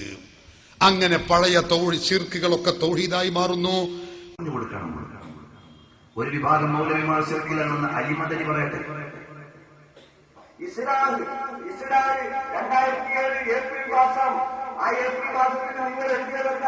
ഒരാൾ വിജനമായ സ്ഥലത്ത് എത്തിപ്പെട്ടാൽ ജിന്നുകൾ കേൾക്കുമെന്ന് കരുതി, മലക്കുകൾ കേൾക്കുമെന്ന് കരുതി വിളിച്ചാൽ അത് പ്രാർത്ഥനയിൽ ഉൾപ്പെടില്ല എന്ന് നിങ്ങൾ എഴുതി. പക്ഷേ പ്രാർത്ഥനയല്ലേ അത്? കാരണം കാര്യകാരണ ബന്ധത്തിന് അതീതമായി അബോധികമായി മലക്കുകളോട് ചോദിക്കുകയാണ്, അതുപോലെ തന്നെ ജിന്നുകളോട് ചോദിക്കുകയാണ്. നേരത്തെ വിശദീകരിച്ചു. അപ്പൊ പ്രാർത്ഥിക്കാമെന്ന് നിങ്ങൾ പറഞ്ഞിട്ടുണ്ട്, നിങ്ങൾ എഴുതിയിട്ടുണ്ട്, നിങ്ങൾ ശിർക്കിലേക്ക് പോയിട്ടുണ്ട്. ഇത് വസ്തുതയാണ്. അപ്പോൾ ജിന്നുകളോട് സഹായം ചോദിക്കാമെന്ന് പറഞ്ഞ ആളുകൾ ശിർക്കിലേക്ക് പോയിട്ടുണ്ട്. ജിന്നുകൾ അല്ലാഹുവിന്റെ സൃഷ്ടികളാണ്. അവരിൽ നല്ലവരുണ്ട്, ചീത്തയാളുകളുമുണ്ട്. അന്നാ മിന്ന സ്വാലിഹൂന വമിന്നാ ദൂന ദാലിക വകുന്നാ ത്വായിക ഖിദദാ. പരിശുദ്ധമായ ഖുർആനിലെ ഒരു അധ്യായമാണ് സൂറത്തുൽ ജിന്ന്. അതിൽ ജിന്നുകളുടെ വർത്തമാനം പറയുന്നുണ്ട്. നബി സല്ലല്ലാഹു അലൈഹി വസല്ലം പറഞ്ഞു ജിന്നുകൾക്ക് ഖുർആൻ പഠിപ്പിക്കാൻ വേണ്ടി പോയിട്ടുണ്ട്. അവർ ഖുർആൻ എന്ന് കേട്ടപ്പോൾ പറഞ്ഞു, ഇന്നാ സമിഅനൽ ഖുർആന അജബാ, ഇത് അത്ഭുതമായ വേദമാണെന്ന് പറഞ്ഞുകൊണ്ട് അവർ സ്വീകരിച്ചിട്ടുണ്ട്. മക്കയിൽ ചെന്നാൽ ജന്നത്തുൽ മുഅല്ലയുടെ ചാരത്ത് മസ്ജിദുൽ ജിന്നി എന്ന പേരിൽ അള്ളാഹുവിന്റെ ഹബീബ് ജിന്നുകൾക്ക് ഖുർആൻ പറഞ്ഞു കൊടുത്ത സ്ഥലത്തൊരു പള്ളിയുണ്ട്. അപ്പോൾ ജിന്നുകളെ ആരും ഇങ്ങനെ ആക്ഷേപിച്ചു തന്നേണ്ടതല്ല. ജിന്നുകളിൽ സ്വാലിഹീങ്ങളുണ്ട്, ജിന്നുകളിൽ തെറ്റ് ചെയ്യുന്ന ആളുകളുമുണ്ട്. നബി സല്ലല്ലാഹു അലൈഹി വസല്ലം തങ്ങൾ ജിന്നിലേക്കും മനുഷ്യരിലേക്കും അയക്കപ്പെട്ട ഇലാ കാഫത്തിസ് സഖലൈൻ, ജിന്നുകളിലേക്കും മനുഷ്യരിലേക്കും നിയോഗിക്കപ്പെട്ട പ്രവാചകനാണ് മുഹമ്മദ് റസൂലുള്ളാഹി സല്ലല്ലാഹു അലൈഹി വസല്ലം. ഒരു ദിവസം ഒരു സ്വഹാബി വന്ന് പറയുകയാണ്, നബിയെ, വഴിയിൽ ഒരു പാമ്പ് ഇങ്ങനെ ചത്തുകിടക്കുന്നത് കണ്ടു, ഞാനതെടുത്തിട്ടങ്ങ് കുഴിച്ചിട്ടു. അപ്പോൾ വാനലോകത്ത് നിന്നതാ ഞങ്ങൾക്ക് ആശംസ കേൾക്കുന്നു. ഹബീബായ നബി തങ്ങളോട് പറയാണ്, നബി സല്ലല്ലാഹു അലൈഹി വസല്ലം തങ്ങൾ പറയുന്ന മറുപടി എന്താണ്? രണ്ടു ജിന്നുകൾ തമ്മിൽ വാനലോകത്ത് സംഘട്ടനമുണ്ടായി. ഒരു ജിന്നിന്റെ പേര് മെഹ്സൻ ബിൻ ജൗഷൻ എന്നാണ് ആ ജിന്നിന്റെ പേര്. അത് ജൂതനായ ജിന്നാണ്. രണ്ടാമത്തെ ജിന്നോ ഹാം ബിൻ ഹീം ബിൻ ലാഖീസ് ബിൻ ഇബ്ലീസ് എന്ന ജിന്നാണ്. ഈ രണ്ട് ജിന്നുകളും തമ്മിൽ സംഘട്ടനം നടന്നപ്പോൾ മുസ്ലിമായ ജിന്ന് ഷഹീദായി അവിടെ വീണതാണ്. അദ്ദേഹത്തെ കബറടക്കിയപ്പോ നിങ്ങൾക്ക് കിട്ടിയ ആശംസയാണ്. ഇതുപോലെ ജിന്നുകളുടെ ലോകത്ത് സംഘട്ടനങ്ങളുണ്ട്, ജിന്നുകളുടെ ലോകത്ത് അങ്ങനെ വ്യവഹാരങ്ങളുണ്ട്. ജിന്നുകളുടെ ഭക്ഷണം ഏതാണെന്ന് നബിതങ്ങൾ പഠിപ്പിച്ചു തന്നിട്ടുണ്ട്. ജിന്നുകളെ സൃഷ്ടിച്ചത് എവിടെ നിന്നാണെന്ന് ഇസ്ലാം പഠിപ്പിക്കുന്നുണ്ട്. അങ്ങനെ വ്യക്തമായ ധാരണ ഇസ്ലാമിലെ ജിന്നുകളെ കുറിച്ചുണ്ട്. ആ ജിന്നുകളോട് സമീപിക്കേണ്ട രീതികളെ കുറിച്ചുണ്ട്. ഇമാമുകൾ അത് വ്യക്തമായി പറഞ്ഞിട്ടുണ്ട്. എന്നാൽ എന്റെ മുഅ്മിനീങ്ങളെ, രാഷ്ട്രീയപരമായ ഒരു വീക്ഷണത്തെയല്ല ഞങ്ങൾ വിശദീകരിക്കുന്നത്. ഈ സംഘടനയ്ക്കും ഇതിന് നേതൃത്വം നൽകുന്ന ഉസ്താദുമാർക്കും അതിന്റെ ചെറിയ പ്രവർത്തകരായ ഞങ്ങൾക്കും എന്തെങ്കിലും ഒരു ഭൗതികമായ കാര്യലാഭത്തിന് വേണ്ടിയല്ല സംസാരിക്കുന്നത്. ഞങ്ങൾക്ക് ഈ സമയം അള്ളാഹുവിന്റെ തൗഫീഖ് കൊണ്ട് നബി സല്ലല്ലാഹു അലൈഹി വസല്ലം തങ്ങളുടെ മദ്ഹ് പറയാൻ വേറെ വേദികളുണ്ട്. അതാ നിരവധി മുത്തഅല്ലിമീങ്ങൾക്ക് ദർസ് നടത്തുന്ന മുദർരിസുമാർ ഇവിടെയുണ്ട്. അതുപോലെ പല പല ദീനീ സേവനങ്ങളും ചെയ്യുന്നവർ ഇവിടെയുണ്ട്. അതിൽ നിന്നെല്ലാം സമയം കണ്ടെത്തിയിട്ട് ഇത്തരം പ്രവർത്തനങ്ങൾക്ക് ഇറങ്ങിയത് അള്ളാഹുവിന്റെ ദീനിനു വേണ്ടി സേവനം ചെയ്യാനാണ്.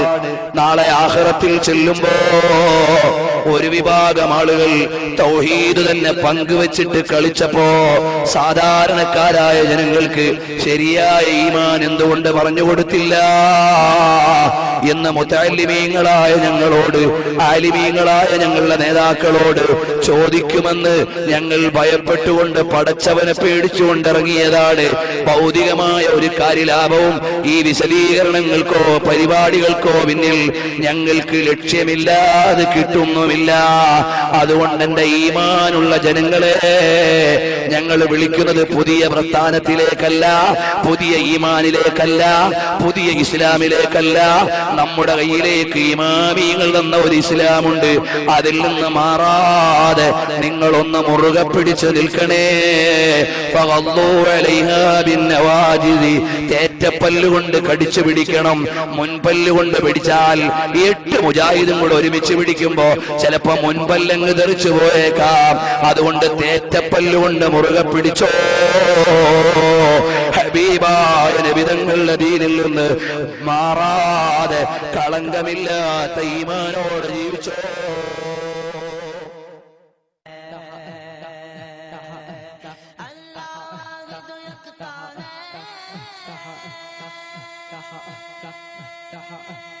एक खुदा बस